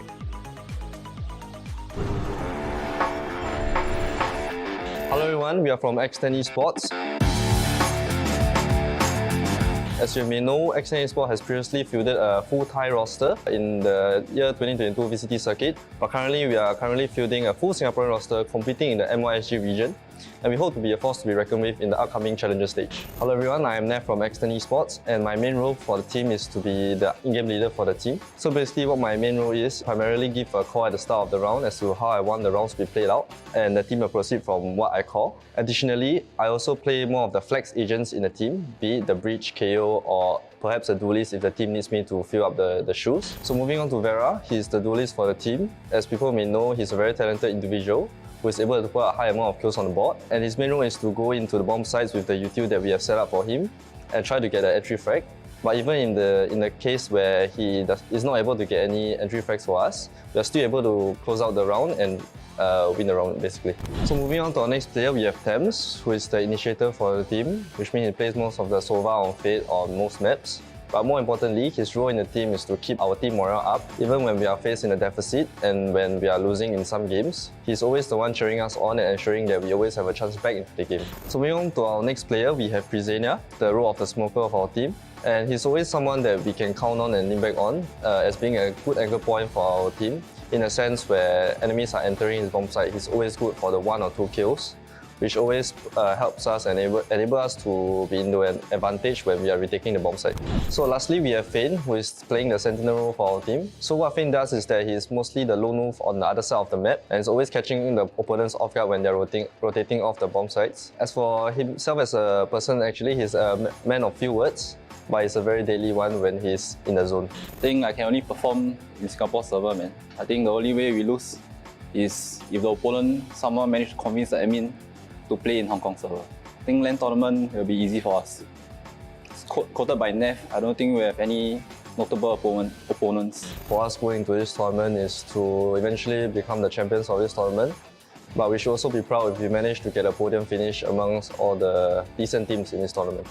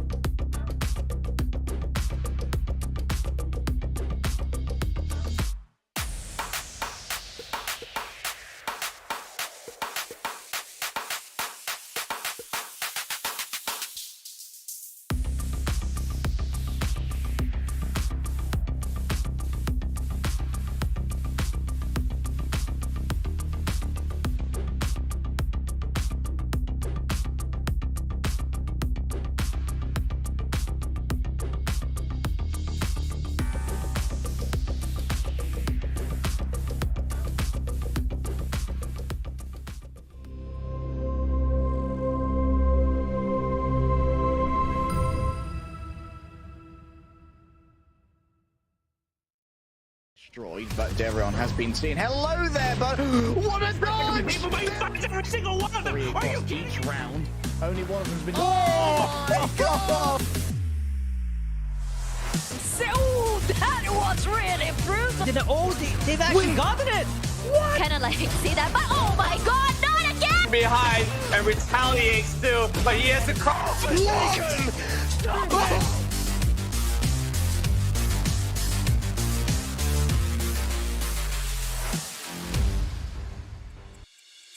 Fellow Valorant enthusiasts, welcome back to the Valorant Challenges Malaysia Singapore Split 1. I'm Len, also known as Yoli. Joining me once again, gracing us on this casting desk is going to be a Lemonade. Well, how are you feeling today? I am feeling pumped. If that first game is any indicator of what we'll be getting, I believe we're going to go all 3 matches in all series today. I mean, it's quite the trailer, right? It's like especially when they started the scoring at 9-3, they suddenly bring the game to 12-9, or 13-9. I'm like, whoa, what's happening there? I mean, we had a whole conversation. I heard you talk about it. Oh, why? How did they come back and stuff like that? And then it's like we did not expect it whatsoever. It really just came down to some really nice quick adjustments and adaptation to certain play style that X10 has been throwing towards them. And I also love the fact that how coordinated they are literally to follow up with these adaptations. Like there were even scenarios where they let their side literally a little bit nice and open to literally reel them in right into the open, into the crosshair lineup, which they pretty much set for themselves. Yes, they did still manage to get the spike down, but the retake was absolutely fantastic. Yeah, I mean, we don't talk about this a lot, but a lot of these players, they sometimes just dumb it down into having a good day and a bad day. And I really believe Thames had a really banger of a day. Oh, I mean, of course he has a banger of a day, not just Thames, like Nept as well. Yes. And they managed to have their own individual highlight videos as well, for not just on the A side but the B one as well, so each of them have their chance. But if I had to pick my personal favorite, it has to be Neps. Like his one was a godsend opportunity, window of opportunity. Like that had a huge clip off of that. Look, he was blessed. Nep was blessed in that scenario. There's no question about it, because he got detained. Okay, maybe he has a little luck to play a little bit along the way, that kind of thing. But then again, he was absolutely blessed with such a window of an opportunity. Being detained, and 3 people has not even spotted him. Spy's already been midway literally in his point of view, his line of sight, and he was just not there. Yeah, man. I guess it's really. I guess you could really say, Nef, you can really give a courtesy towards Vera as well, because he was the only one that actually revealed himself. He aggressively pushed out through the nebula in the beginning, got a couple of attacks and fall back when the detain dropped down. Of course, he was out of safety. He's Neon. He's so fast, for sure. Nev, on the other hand, not as fast as he looks, let's be honest. I mean, on the other end, though, I do believe that YAKINIKU, they played really well, especially on the defense. They came together as a team. They got the information they needed. They didn't take too much of a risk. They got those who came back, and when they did take the risk, it paid off. Yeah. They really read. They really did everything according to by the book as well. But eventually, you start seeing X10 really pull all the stops there. Mm-hmm. They really just went for a full committed push. Again, another form of adaptation towards their tactics and plan to try to take up 1 point. And even a timeout was necessary. But even after the timeout, YAKINIKU still took a few points off of them after that. Mm-hmm. And well, of course, we have to attribute it to Banav, Dizzy, even Shiba were playing aggressively at certain times that we took those points away from X10. But we'll be talking about Haven now, which is the second match of the series. Take a look at what we have. Ego is on the Cypher. Okay, so this is different. Not any different actually. Cypher and Ego is very similar. Nap once again on the Breach, Vera now on the Jet. And we have the rest of the members looking pretty much the same, even on the flip side of YAKINIKU, except for Brandon, who's going to be picking up the Omen. I'm still surprised that actually we see X10 picking Haven for themselves. It's one of the most banned maps. And they did play Haven once during the group stages here, and they actually lost in that map itself too. So really curious to why they actually are willing to bring up against YAKINIKU in this case here.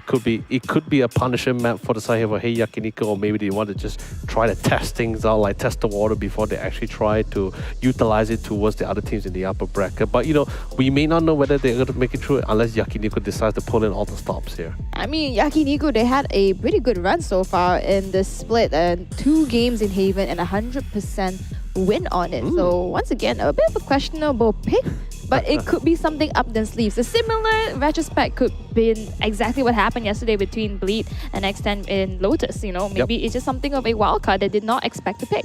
Yeah, I mean, for sure. But what I'm really excited for the map of Favor is what's it going to be? We're going to be seeing a classic matchup, or I guess you could say head-on fight between both Dizzy and Vera. Both Jet mains. It's going to be a catastrophe of a fight between those two here. I mean, that's why we foreshadow between our head-to-head, right?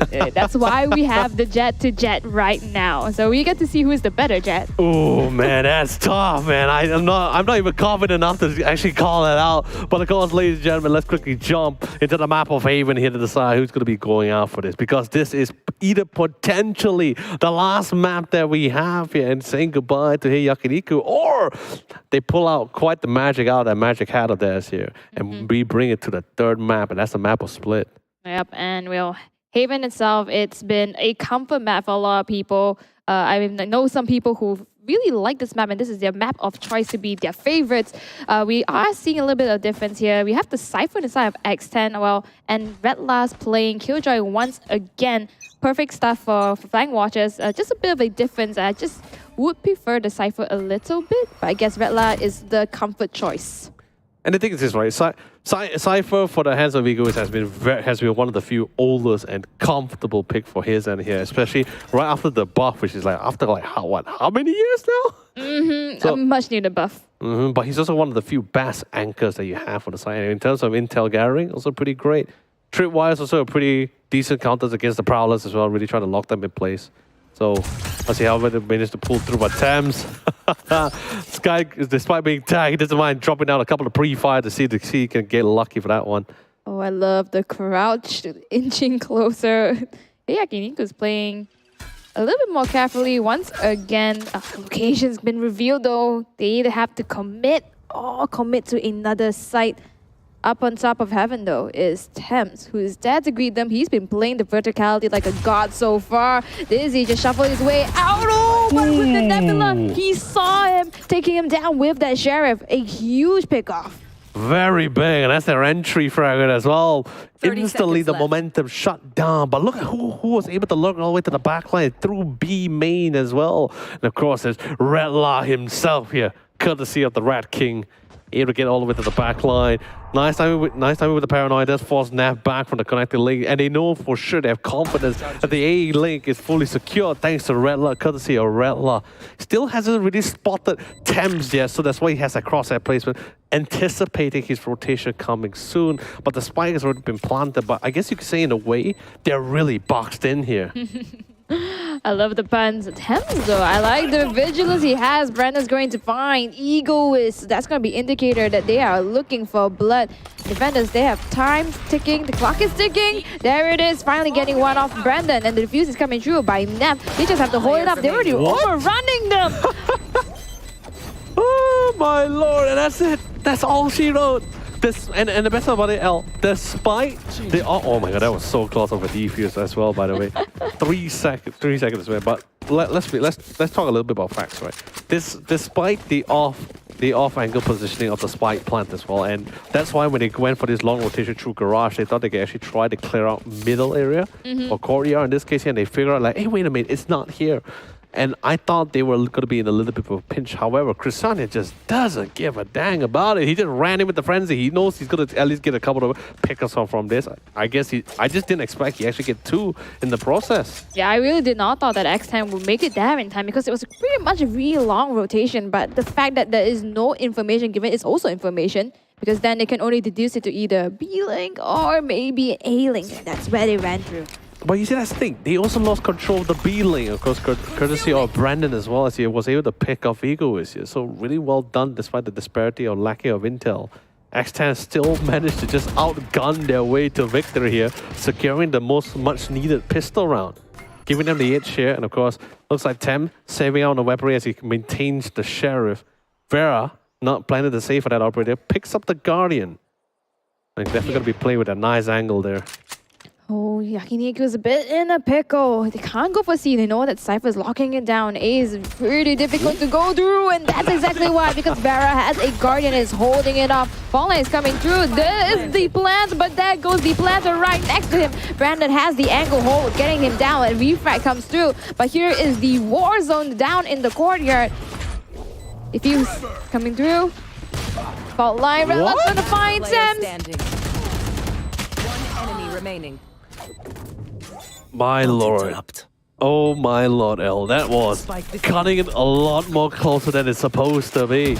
And despite, yes, X10 still win out the fight, Hey YAKINIKU made it expensive. Ridiculously expensive than usual here, especially since, I mean, there was even a rifle by alongside with the Guardian as well. So quite an expensive round. X10's, let's be honest, they're saving despite winning is not in the best of shape at all. Usually in this case, you still have a couple of Spectres or Stingers to work around with, but look at that disparity. Only enough to get the necessary armor and utilities, and one Vandal to go against the bonus round here for YAKINIKU. I mean, this seems as though a repeat of history itself, because it's basically the same story as before. They won the round, but they took down 4 members, making it expensive. And it's not impossible for X10. They have the 2-0 lead. Hey YAKINIKU though, I'm not sure whether they can just run through. They are very vigilant. They are having the respect given, and the discipline is what I like to see. And the best part about it, right now YAKINIKU is playing in their element as well. They do love the burn. They really love to play around with the time and just like make them burn out any form of resources or just burn out their opponents here. A little bit lucky of information. They're just trying to play around with fundamentals and textbook settings. Let's see whether they're able to get those angles right for them, for X10. Oh, Thames does not bite the bait, holding it pretty close. He does have the outro come through, but Farah has been staying there and is going to open it up so big. 3 Sheriff kills side of X10. It's not impossible. Are you kidding me? Make that a 4th, and now it's just Redla against the world. Aggression is paying off. Redla is going down, but taking Farah down with him. My God. Oh my lord. We're talking about a Stinger, a Vandal, and maybe a couple of Sheriffs here going up against a bonus round for Hey YAKINIKU. Fully equipped, fully decked out, and just with one really frontal assault, one really very extended positioning, caught them all off. My lord, what a play. Really just an absolute play coming from X10. Yeah, I talked about the discipline earlier, but you realize the lack of information, like you mentioned. They couldn't really proceed anywhere. They had the artillery, but they did not have the confidence to go through. Vera now with the operator is just going to hold down the side of short. And now, Hey YAKINIKU, they have to try to do it with 5 Sheriffs up in long. Oh. Spotter 1 anticipating a footstep forward, but of course Thames is there with the body system absolutely solid alongside with Vera. This 2-man hold their own at the A-long side. The last 2 members, of course, sitting ducks at that A-long entrance, anticipating a roundabout for the rest of the squad. Same goes for X10, holding all those specific angles, which they will have really nice lines of sight if any rotation were to come in. And of course, look at the disparity of the situation. I believe they are going to be resolving themselves to run right into the lines of sight of Vera. Oh, not much information. That's going to be Banaf's life. Shiba has all utility, but 85 HP left. But that doesn't matter because he's going up against an operator. He knows that Vera is holding it. And the rest of the team on X10, they're holding off a side like a fortress. And there goes Shiba. Really well round coming in from X10. Instantly, I think like really after that 3rd round, whatever confidence or whatever momentum they have, it's just instantly just slowed down entirely. That 4th round was everything was just trying to play it nice and safe, try to go for pickings and angles, but just Thames, Vera showing them how it's really done once they have the rifles in their hands and the operator too. Crazy part about it, this is only round 5. There's already Blade Storm, there's even Cosmic Divine and the Hunter's Fury. My God. Yep, and like, I'm not even worried about don't even talk about retakes opportunities. I'm worried whether they can even get in there in the first place. But of course, quick technical pause going to be coming. I'm not sure which side actually initiated the technical pause. But while we're waiting in this situation, let's just look at the current picture. Let's look at the current picture from a bigger point of view, right? So we have Red Last still 1 point away from the lockdown. That will be very crucial for them. It's just a matter of securing that ultimate ult for themselves. Not really the best of spots. It doesn't look as though that's the name of the game, but they are holding it out, trying to fish up information. Vera misses the operator shot. That's gonna be the indicator for the laser side of YAKINIKU. They love to contest this A long, but how many times have they been successful? Taking their time, binding the position, hopefully to try to force them out and try to divert their attention to other location. However, Aldrin comes in. The audio is also picked up as well. They're unfazed. They're definitely know for sure. 1 minute is left on the clock. They still have time to actually rotate all the way back line. That's pretty much why you see Red Light just in case covering their flank, their real guard here. If anyone tries to flank them from the back end here. It looks like they're resolved to hit this A. And of course, Vera is going to be sure it's not going to be an easy one for sure. Sits out the Sheridan, but of course, Dizzy with the Vandal hand. Close range, you know for sure who's going to be superior. Instantly training back, trying to hold their own in an absolute slaughter in that choke point area. Spike's not even planted out, but Neff comes out swinging, and he didn't even have his weapon now in the first place. Oh, just the user utility, the aftershock. He expects it to come out, but Brandon really could have gotten that, but he was already damaged so low. There was like a window, like a second of an opportunity.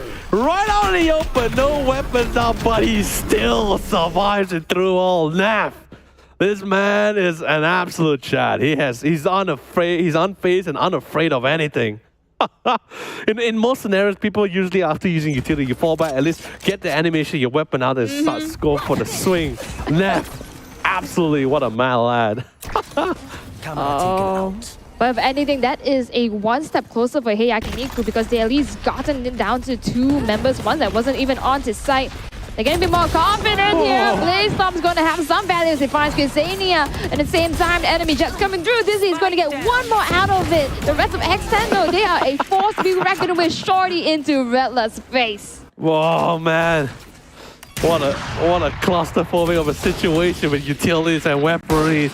Everyone just trying to find their lines of sight and targets specifically for Shiva. 15 HP and a dream, but Thames, all it takes is just one bullet to remove his counterpart. Sends him back to the Shadow Realm in this case here. X10, absolutely dominating lead, but we saw YAKINIKU actually showcase pretty much very early, like really good positioning, really good overextension as well, but just X10 just bulldoze their way through, breaking whatever walls or plans that YAKINIKU has been throwing at X10 so far. Yeah, it's been super hard. Redler right now, though, has the lockdown, but in return, 4 ultimates ready and X10, the whole works. Wow. I have nothing to say about that. 4 ultimates to play with here. Do they even need it, though? X10 has been one to really use it only when push comes to shove and never just throwing it out randomly. And I suspect that it's not going to be needed if they can just get those pickoffs just like that. And that dry peaks it too, by the way. Redler's going down. That means the lockdown is not going to be used in this round. The rest of the attackers, they are actually walking through courtyard, trying to go for that B site security.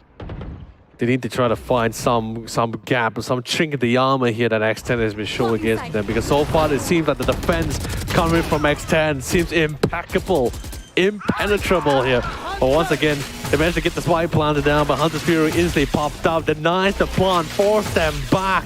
He did manage to tag Dizzy slightly as well. That's going to keep Dizzy in check for a while. He's not going to be as aggressive as he wants to be, especially since a lot of his utility is on cooldown. Brandon instantly sprayed out. Egoist was already awaiting him at the garage doors.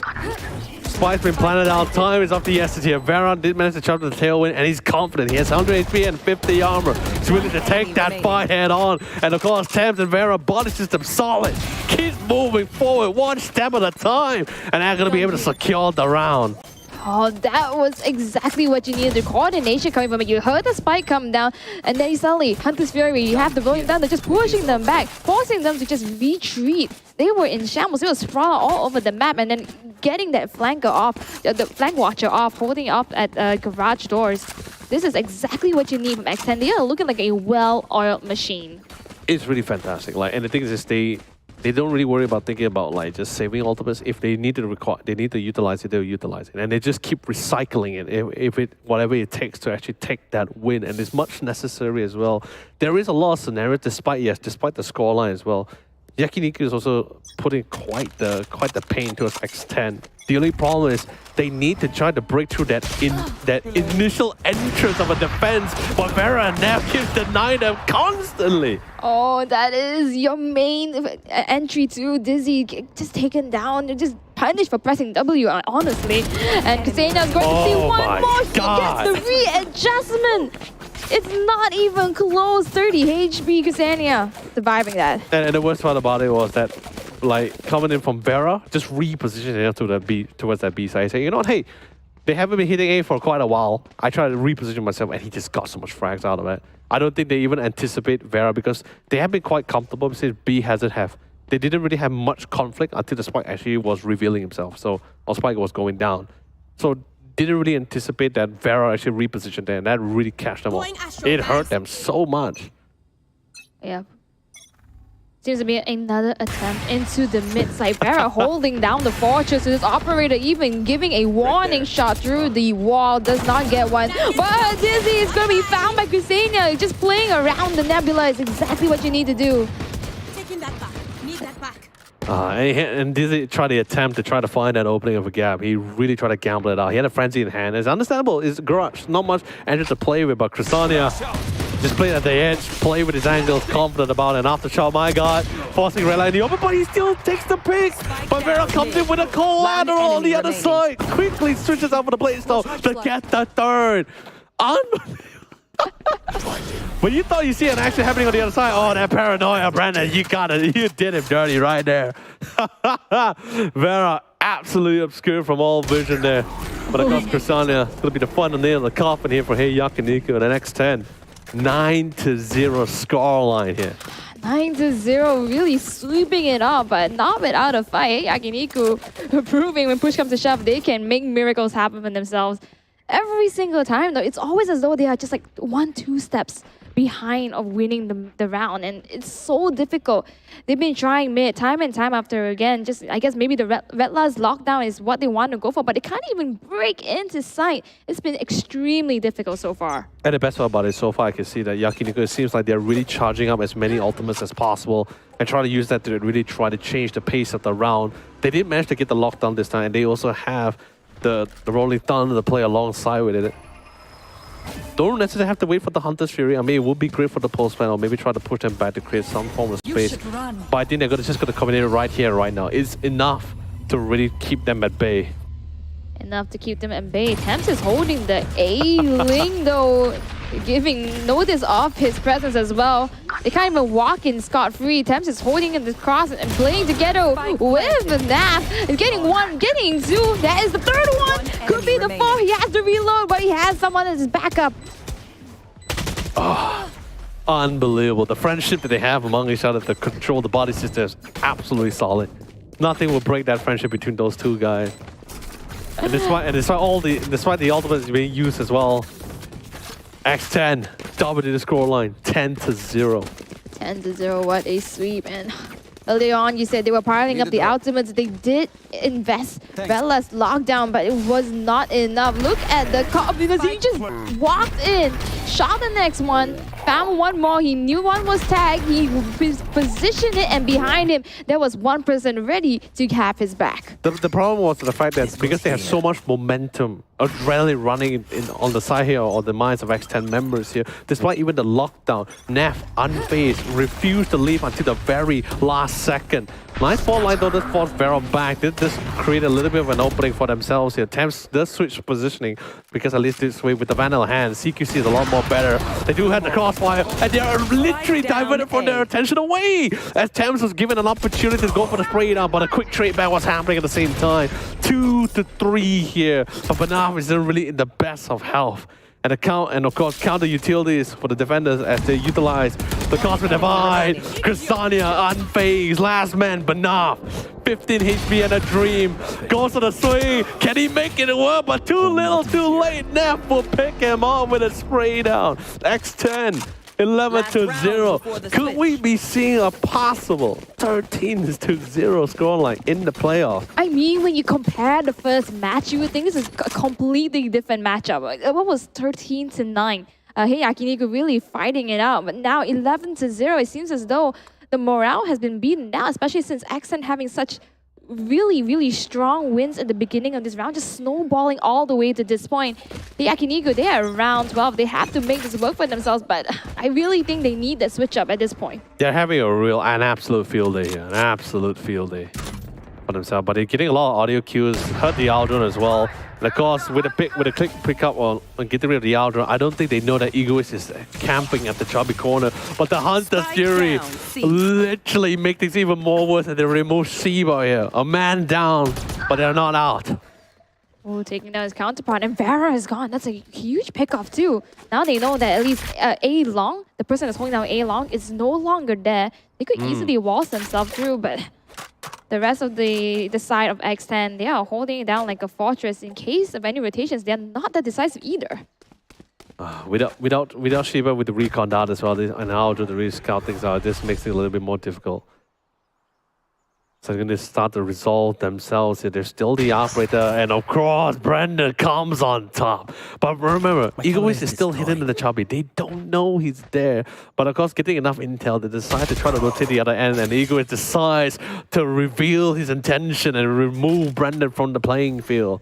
Now it's tied up with a 3-3 here. Now it seems a lot more viable as well here for YAKINIKU, but the threat is still at large. Oh, that's going to be the initiate they need, but Nap's going to take out Egoist. And that means Seaside does not have any defenders holding it down. And that's exactly how they lose so many members, is by trying to go into sight when they are holding it. Redla is going to find Nap. This could very much be the Clipper hole, but Thames is going to take Redla down. 2v1 is pretty much doable though, but Thames has full utility. It's going to scout it out. Does not see anybody on site itself. He has a recon bolt. He's going to use it up into long. I think that's really smart. He should know.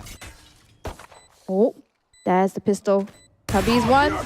Dizzy is there as well, and that is the Rolling Thunder. Finally, we have the ultimates being utilized. Dizzy is going out for blood. Aftershock Thames is so low. They're just playing with their prey at this point. Well done. What a round. Really what a round. Lacking of intel, going for just really long pickoffs, trying to literally adjusting to such aggression coming from some of those players. Then now this is finally we're seeing exactly how they did it exactly on the first map, on the map of Pearl here. Although yes, the adjustment was a little bit late here, but still at least managed to take 1 point away. And now it comes down to literally the most pivotal moment here. They're very pissed around that would decide literally the game itself. I mean, like I said, YAKINIKU, they need that mental reset, and changing the sides, I think this is exactly what they need, especially since they won the final one. This could be at least the gas, the push, the pedal for them to just start running. And if they can get the reads right, I'm sure they can do it. They have two people out. See, Sheba once again going off with his jumpies, getting those early information. Brandon's going to smoke off any aggression coming in from Garage. But that's where X10 is already. They're coming through. The dash is going to spot Vera as well. He is tagged. He gets another one. Brandon, he knows the threat is at his door in the smoke. Did he go for it? Oh, he actually finds out where he is. And there it is. Sheba's going to take him down. The tag team, once again, the bromance you talk about. Oh man, the body system, and then of course, crazy off angles positioning. Crossfire lines up as well. Really didn't catch that off guard. They thought they were playing at the back side, but they're just playing at those crossfire and literally utilizing that choke point. Really good pickups. And then of course, much needed win for YAKINIKU, because like I said, it was the pistol round that would have decided. Literally, we would have went match series, and they would probably go to the next round with really the most broken up buys. By now, winning the pistol round, they will have at least better weaponry. And I believe X10, despite not getting the spike planted out, did they manage to get the spike planted out from X10 for that first round? No, they did not. So despite without having the spike planted, they will still force out the stingers. Okay, all right. Yeah, looking the closest, I suppose. They do not want to go through an extended round. X10's going to find Redla, even with the turret there. Oh, not giving them any space to breathe. Vera just goes in and mow them all down. Vera getting, of course, that spray control absolutely fantastic. Gets Brandon for the second hit on his belt. Although with 35 HP down low, but he's still taking the front fight. He's ready for that swing anytime. He's looking for a home run here, El. Oh, he is not afraid of anything. Sheba even has the recon ball. Can really just spoil his plans super easily. He does not know Shorty into the head. He does manage to damage Banaf, but he gets taken down at the same time. Sheba now just holding on the fortress. Dizzy with the Marshal finds Christania. Thames concussed, but he is not afraid of anything. He's going to get the second and the third. That's going to be 12-2. X10 makes it with the Stingers. Match point. Oh, match point. Buying out the Stingers. I mean, the thing is, I think YAKINIKU did thought about the possibility of them force buying out those Stingers here. But I guess what they didn't anticipate was how fast that mobility. Even on the hands of Rella, he just put the turret down, just barely like placed his cross towards the garage doors, and Vera just came swinging in, literally like the boogeyman from our bedtime stories as well. What an absolute threat! Absolutely. But this just means that they have to work on Spectres if they want to hold this, and already the threat coming through into C. Smokes are just going to try to deter them a little bit. Vera is holding off logs, and that's going to be a shot to Brandon, taking down the Smoker for the retake. That's going to be huge too. Spike planted. Oh man, so fast. They can't keep up with the momentum being set for the rest of the side. 10 pushes forward alongside. They're not afraid, they're not phased. They're still looking for a hunting, but Sally, all members, was able to find their respective targets. And of course, that will be it, ladies and gentlemen. X10 will still stay alive in this lower bracket run. But however, unfortunately, this means the end for our dear friends of Hey YAKINIKU.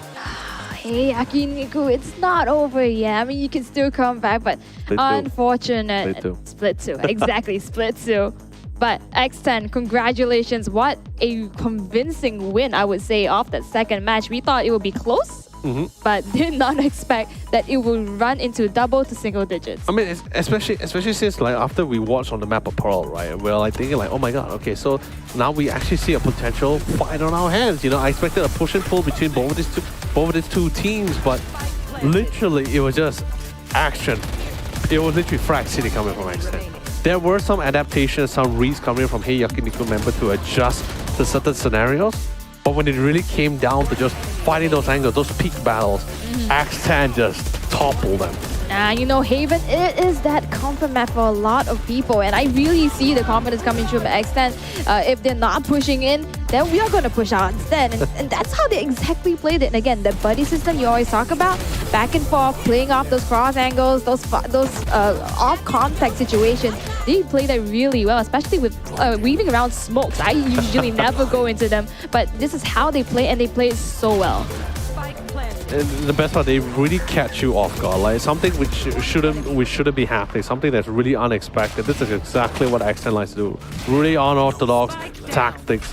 But then again, on the second half pistol round, I thought they really was able to adjust with that angle. But then once they, not to say that they let down their guard, I think once they thought like, okay, maybe we got the rhythm for this on this second half, you start seeing Vera just literally picking up speed here, and the rest of the team just followed down in suit. And then it was so fast, so swift. No matter what utility they used to try to keep them back, whether it's in Nebulas or Smokes, it didn't stop them at all. They just blitzkrieg all the way to the back of site, and pretty much that's how the story is ended there. Yeah, and you can say that for Vera, but the rest of the team, they really pick up the pace as well. 14 first kills.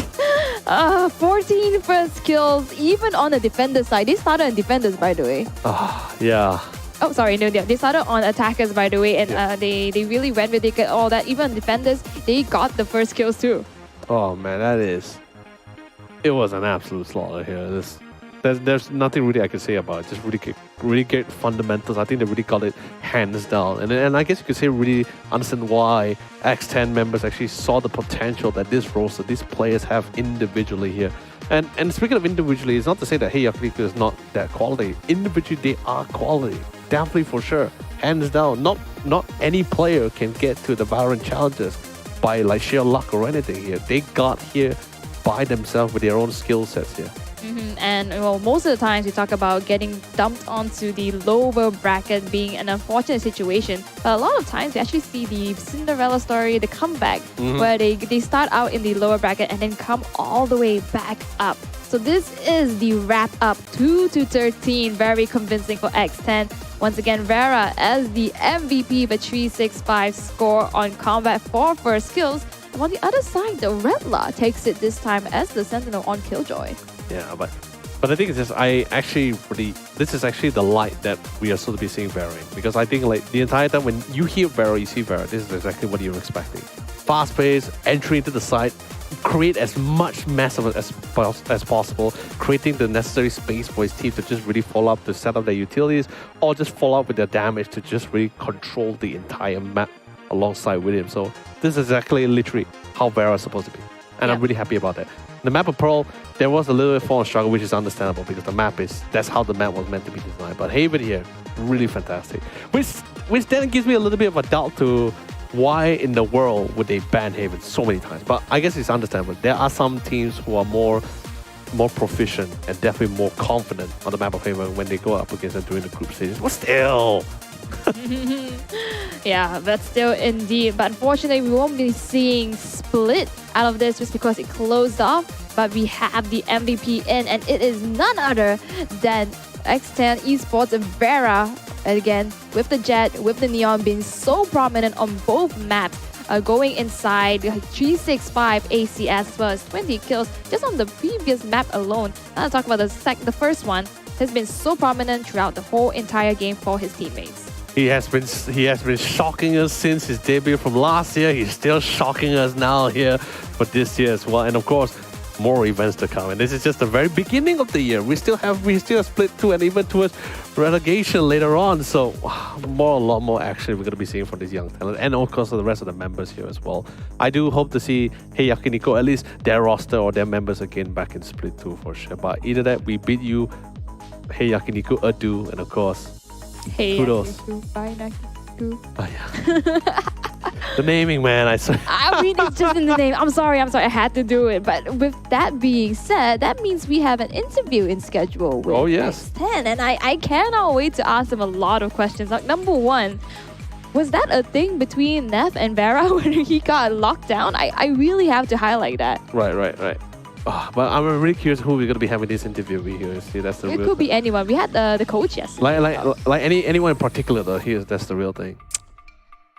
For me, it's either Thames or Nav. That's it. Thames or Nav. Yeah. I feel like I want to have an interview with Vera again because like the last time we had an interview with Vera during the last VCT as well, he was very, very spirited, very hyper as well. So it was really nice to see like that young energy coming out as well. So it's really great. Thames and Neff also would be pretty interesting to have that interview. I was watching the player camera, and every time Thames just pulls out a 1v4, 1v5, he was screaming at the top of his lungs. I could see the excitement there. I hope we get that.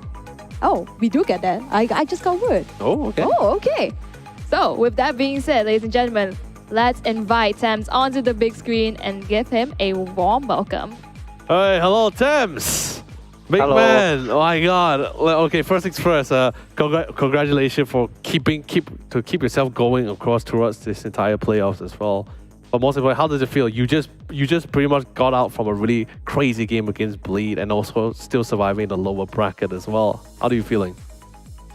A bit stressed, especially on Pearl when they were coming back. I was feeling a bit stressed. I was having PTSD from the comeback from Bleed. So we were right on that. But, okay, so like, what else do you want to have? Okay, so I guess for my question, is it just a good day for you? Because I've been seeing you readjust after readjust Every day is and a then good day for screaming in excitement. The screaming is just me being me. I'm the hype man for the team. Then for feeling it, I don't know. Maybe it's just a lucky day for me, but I hope to continue my performance all the way until the end at Grand Finals. All right, at times I do have a little bit more. This is going to be a little bit more of a technical question. Okay, so I'm just really curious on the fact that was there like any anti-stratting really involved throughout this entire playoff so far? You did have 2 series. Like this was your second series as well, or second day in the playoffs. Was there any anti-stratting or some kind of countermeasures that you sort of prepped for some of these teams here? We only prepped against Bleed. Yeah, we still choked. But for Hey YAKINIKU, I say it's hard to prep against them because they are very random at times. It's hard to get a catch on what they're doing. Right. Then, okay, wait, let me think about it. If it was that random, then why Haven was the map pick though? It was like one of the most banned during the group stages, but why in the playoffs? Like right now, it is against this series, a random team that you mentioned. Why Haven? Honestly, I didn't even know what maps we picked. I'm not even kidding. When we went into the lobby, I was like, "So, coach, what will you choose?"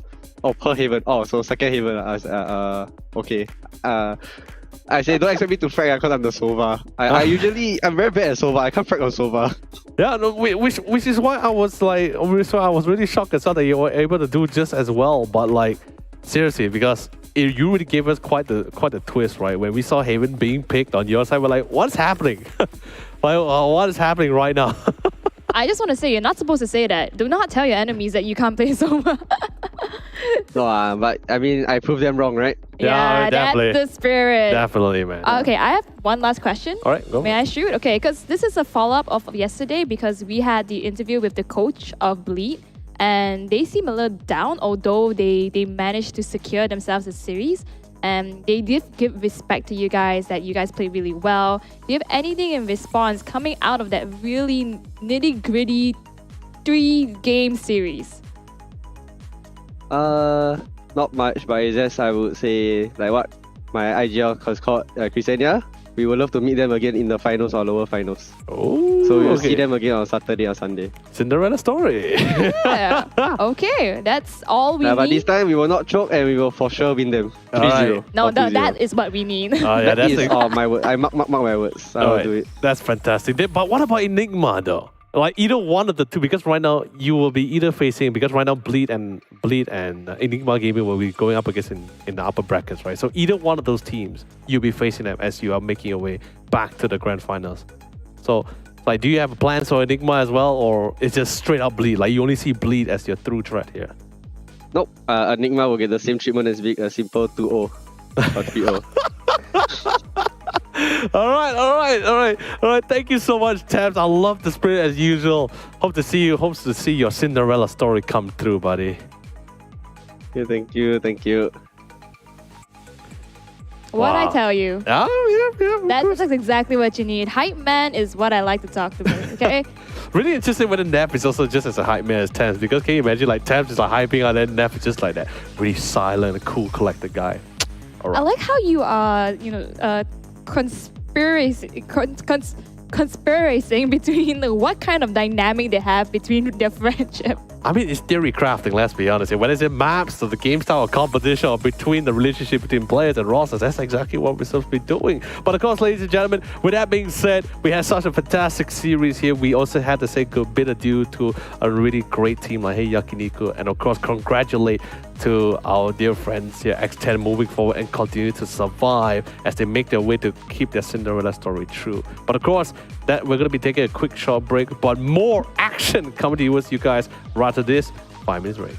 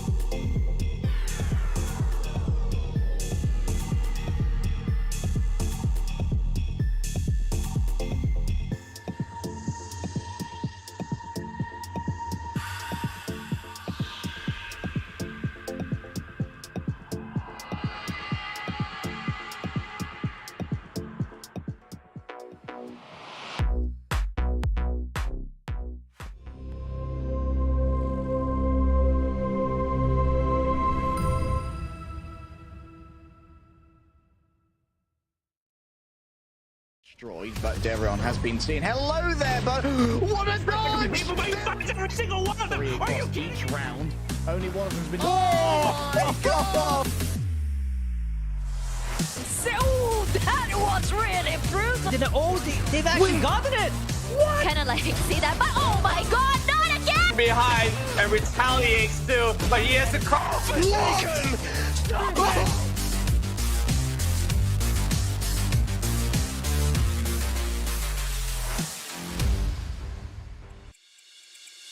After such a great opener, we are now on to the second series of the day. But before all of that, let me introduce myself. My name is Lemonade, and together with the one, the only, YOLO Lee. But thank you for the opening, of course, as usual, Al. We have quite the series that we have so far. We went to our first series that was between X10 and Hey YAKINIKU. Of course, we had the bid adieu and kudos to YAKINIKU, who gives such an exceptional performances from the group stages all the way to the playoffs. But we're definitely going to be seeing you back at Split 2 for sure. X10 still standing strong despite their sweaty loss against VCT Esports. Yeah, and of course, from the interview itself, Tams and the rest of the squad, they are definitely prepping for another round to try to keep their Cinderella story to make it come through. But of course, let's quickly get to the matter at hand. The last series that we have for us tonight here, Al, it's going to be Todak versus Louvre. Ooh, a lot at stake, by the way. Let me remind you that we're actually looking at the lower brackets.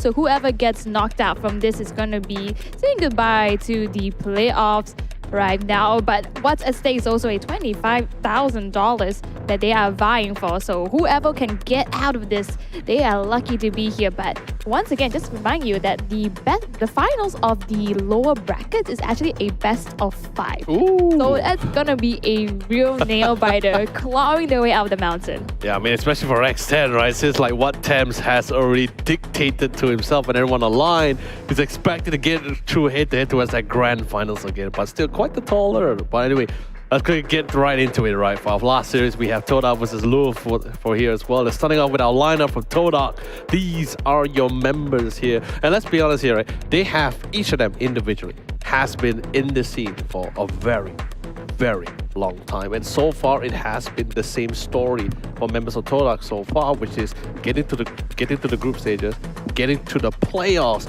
and that's pretty much it. Then they would not be, they will instantly bow down, and this is the case for most recently only.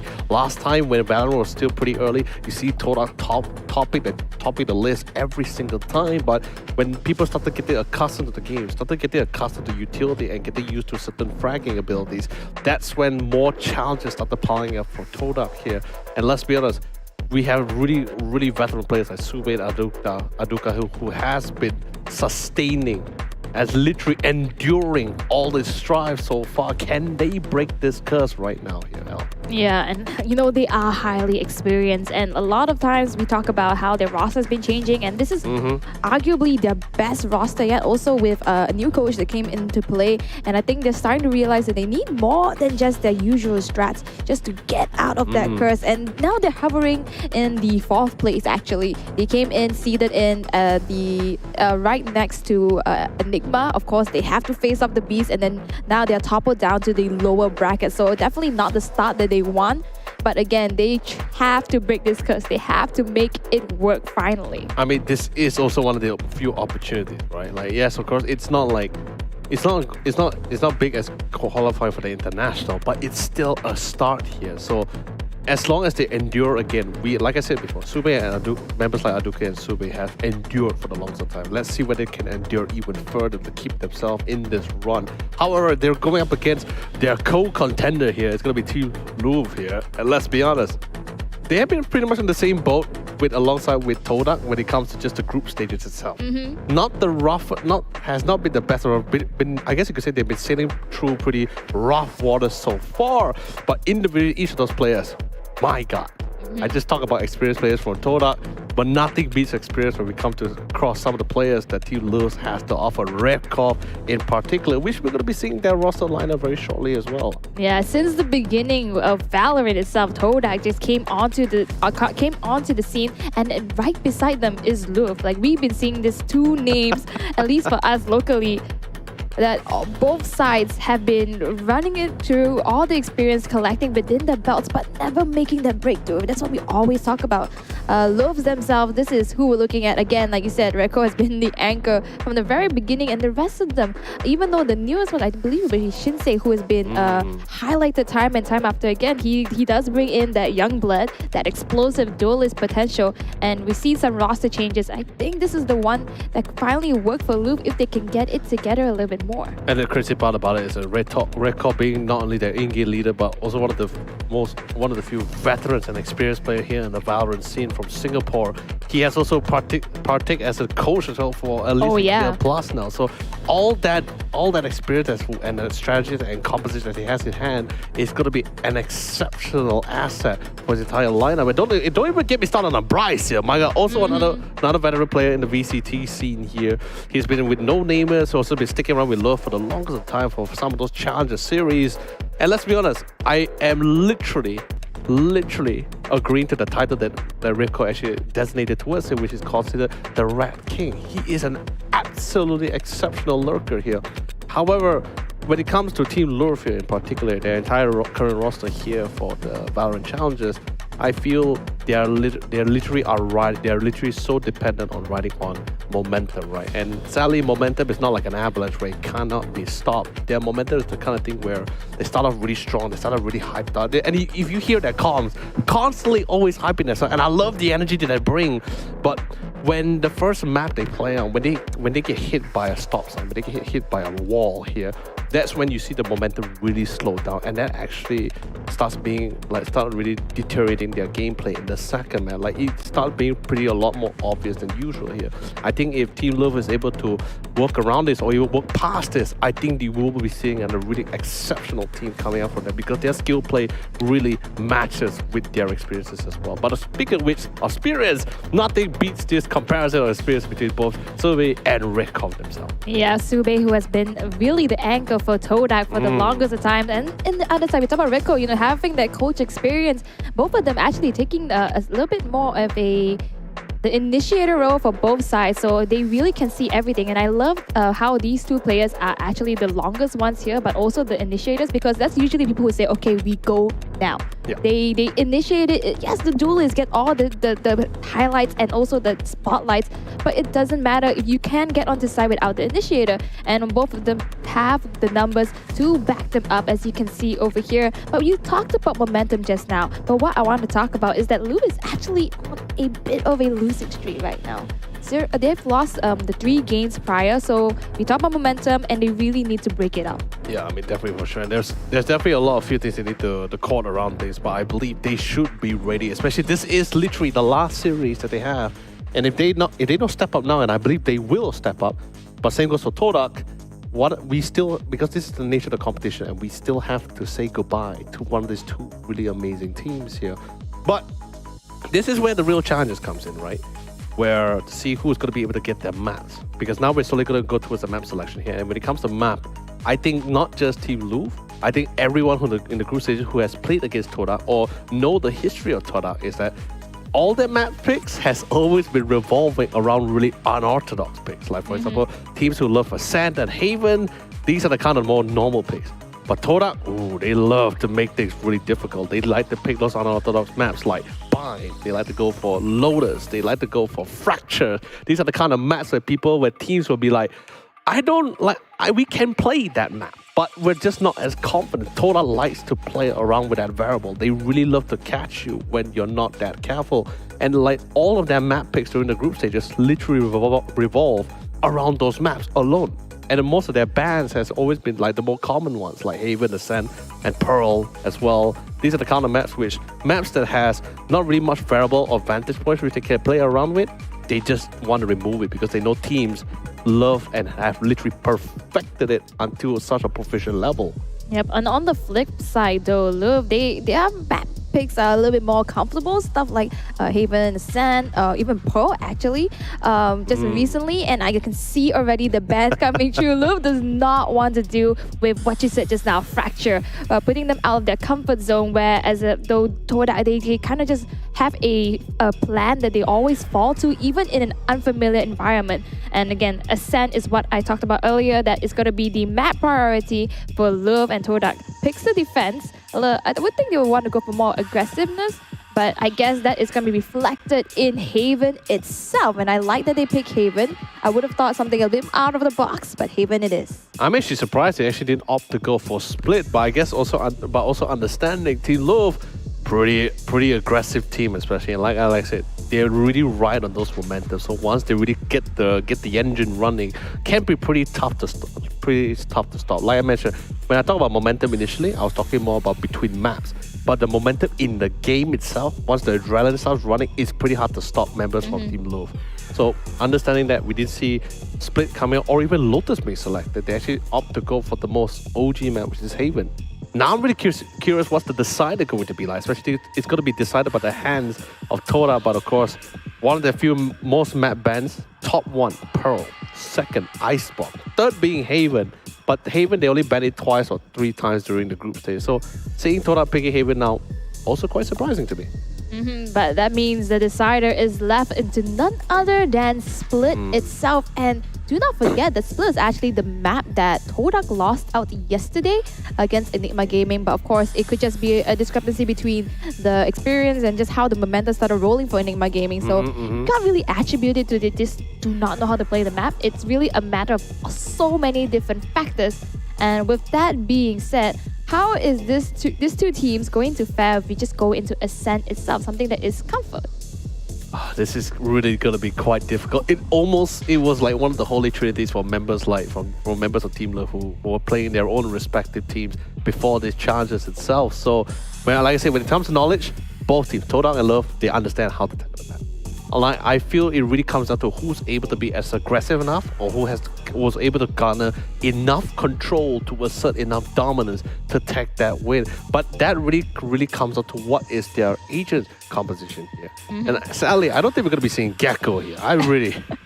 He's not even in the roster currently. I know, but when I saw Gecko in lock-in, I was like, yo, that is something amazing. Because you must understand, right? Because right now when it comes up to agent composition meta, right, in the current scene, it has been pretty stale. Although yes, we did see a couple of Harbor, but his playstyle and utility, you can somewhat say, is relatively close to Viper's utility, though, in some similar sense. But Gecko, he brings in an entirely new twist, breaking the stalemate entirely. You could literally have the definition of no longer a 5v5, but having a 6-man composition. Oh yes, you're having that backup, having those wingmans and everything like that. It would be really fun. I got to try a little bit, just a little. I forgot you guys got that nice free opportunity, which I'm very jealous. Yeah, but Gecko, he's really fun to play. He's already now in the live service, but unfortunately not here in the tournament. Unfortunate. Yeah, and I just want to bring up, because just now I got a glimpse a little bit of the Todak map pools, and Haven was actually not played for them. I mean, it was 0%. So far, not a very little record. Yeah, but as in for now, currently. You mean for Todak or Louvre? Todak. Oh, Todak. No, actually, no. Todak actually played one time. One time, okay. Then that was against Kizuna. They actually lost that one as well. But like I said, it's one of the few maps that they actually tried to ban on. Like the really common maps that teams like the youth play around with, the maps that has a lot of control, precise angling. They just don't want that at all. They like unexpected variables, really weird vantage points. They really like to play around those kind of maps. But of course, agent selection, of course, on our first map of this final series of tonight. Let's see what we have in store from these two teams. Ooh, well, right now I'm literally looking at Frosty's okay, I thought he was going to pick Neo, and I was going to bring up a whole conversation. Why not the Jet, considering it is a Frosty? So, okay, well, back into the default, we have Frosty, Sube on the Breach, here on the Sova, so a double initiator, Astra for the smokes, as well as Aduka as the Cypher. So, okay, cookie cutter stuff. I think that's something that they're very comfortable with. On the flip side, at Louvre, we see the Killjoy being picked up by Bryce and Red Claw on the stage. What do you think about the double Sentinel as opposed to the double Initiator? I mean, you do have a lot more control, a lot more anchors onto the site as well. And if you're just talking about double sentinels from the side of Team Louvre, you can't really see Sage as a sentinel there. Oh yeah, we had this conversation yesterday, me and Xenoviper. Right, because it feels more like a battle Sage, especially when it comes to the map of Ascent as well. Like, you don't expect her to just be the person just wall off and that's it, back up, play with angles. No, I'm pretty sure it's going to be playing a lot of vantage point, like really off-angle picks, and he's going to be able to get a decent amount of frags. And if Redcore really does that, you get a really nice setting towards the round. Can you imagine, you start the round like just dry picking or chicken picking and you lose 1 or 2 members just because of the off-angle positioning. It really hurts the momentum or the chemistry between the members to try to win out those rounds. But like just seeing from the Asia selection, I'm not to say surprised. I guess we see Todak reverting back to the more normal composition, because previously Frosty would go Neon, Neon on the map of Ascent here, and alongside Omen was also replaced with Astra on the hands of Jeet. So I guess things are slowly falling down in place here. But the Cyber pick, I think Aduka is very satisfied with this one. Very interesting to see on the other side. The Louvre is giving up the possibility of having an initiator with a flash.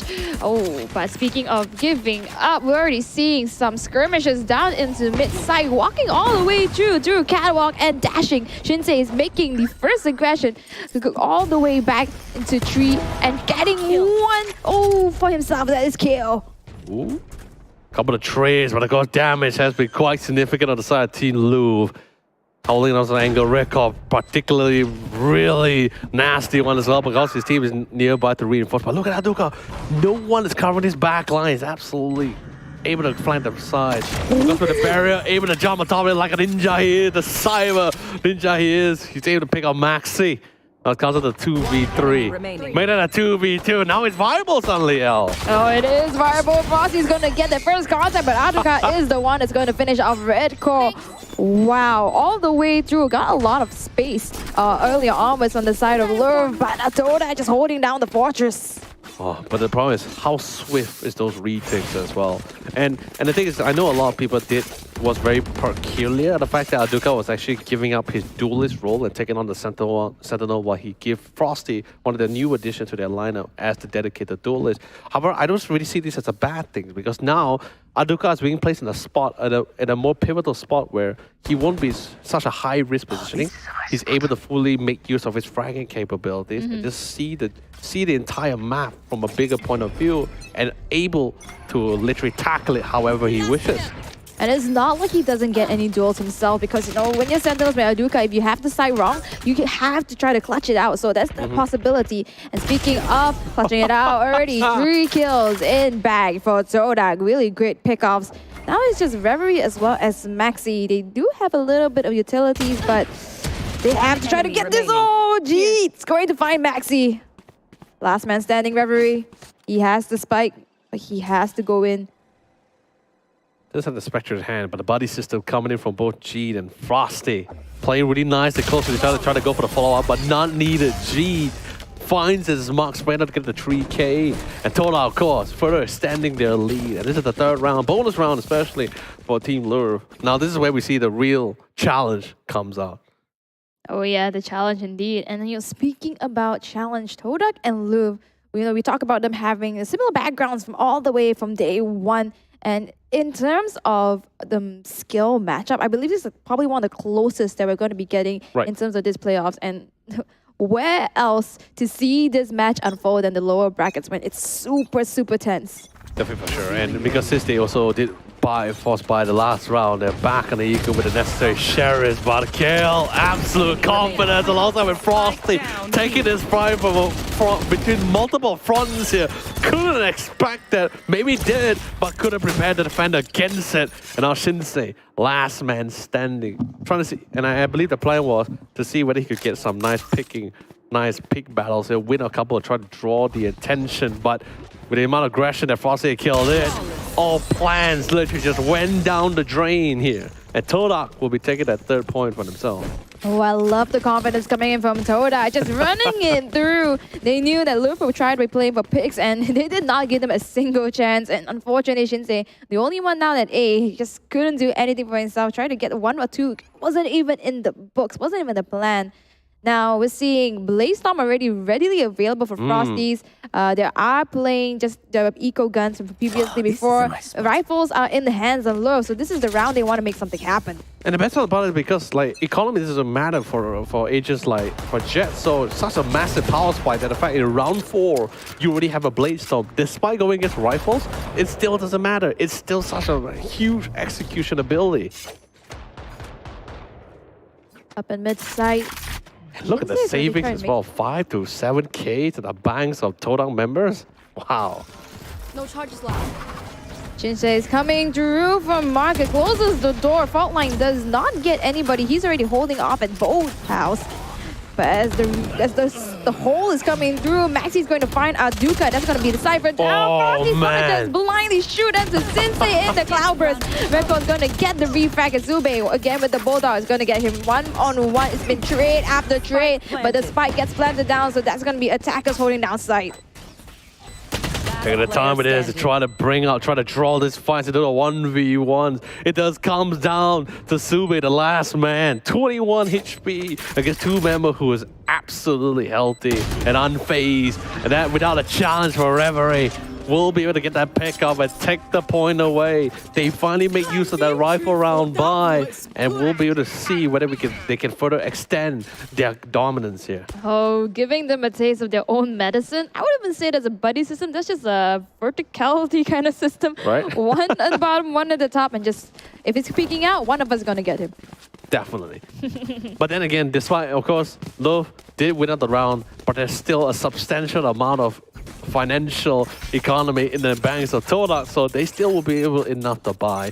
A Frosty going with that operator could be very impactful depending on where he's positioning. And it looks like he is being positioned towards that A main. Sorry, towards that mid area. The mid area is usually where you can try to get those pickups. Shinsei is trying to go for a jet-on-jet fight though. Takes out Zube as well as Frosties in a matter of seconds. Shinsei is trying to make more happen to him again. Explosive! Aduka is going to find him as well as Reverie. Again, the clutch we talk about. Oh, he's playing with the contact. Playing the contact, getting the third one. Redcore tries to go for the peak, does not want to challenge him. KO is going to find Bryce, and that's just one more man left in the mid site. They have the information they were last seen there, and all that Duka has to do is just watch this spawn. My God, that's so much damage being done for just one member here. I thought for a second, I thought Shinsei did fantastic. Start things off, start things fast. Managed to even shut down the operator by coming from the side here or from the hands of Frosty. But Aduka, absolutely from market control, unfazed despite being in the disparity, being surrounded from both ends here, still pull off the win. I'm even surprised he managed to get that double tap in the first place. I know, and the fact that Maxi was literally at the door itself, and he was just playing off of contact that the side of Louvre was holding off. Really good stuff. But that was something that was so not supposed to happen. Operator miss, and that's gonna bite him in the rear end. But then again, Aduka was able to transition into a punish. Oh, you thought it was a jet-on-jet action, but Aduka is the turret that they need. Maxi has to try to find a trap wire, but it is so much at his door. We have the gravity well as the aftershock and the flashpoint. It is almost impossible to get onto site. Frosty's going to find the operator shot onto Reverie as well as his support coming from the back lines to Kale. He's going to get 2, and that is going to be all she wrote. Oh my lord, I thought Frosty was dead. I thought Shinsei had Frosty dead to right, especially when he missed the first frag. I thought, alright, that's pretty much it. That's going to be a nice free opening for Shinsei, but all those counter utilities, that timing was impeccable. And Aduka, not too far behind. And let's be honest, there's nothing else I can say but the fact that he was prepared for just in case of a scenario just like that to back his teammate out. Absolutely amazing coming from Aduka.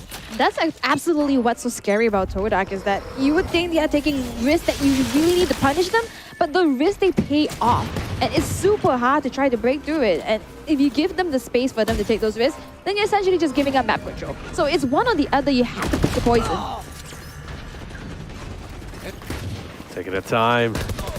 Aduka, despite 61 HP, still pushing forward, making strides. And of course, he's still finding the frags regardless. He doesn't care about the risks. He knows high risk, high rewards, and he will make do with it.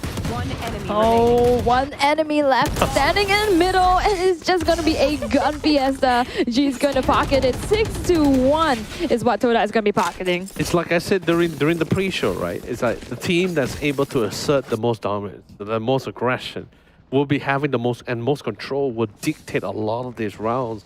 And the thing is that every time Louvre try to create that opportunity for themselves, such well placement, crosshairs, reads, understanding how the engagement is going to be like, literally and of course with the frag abilities that they have on their belts, literally allow them to have such a dominating hold.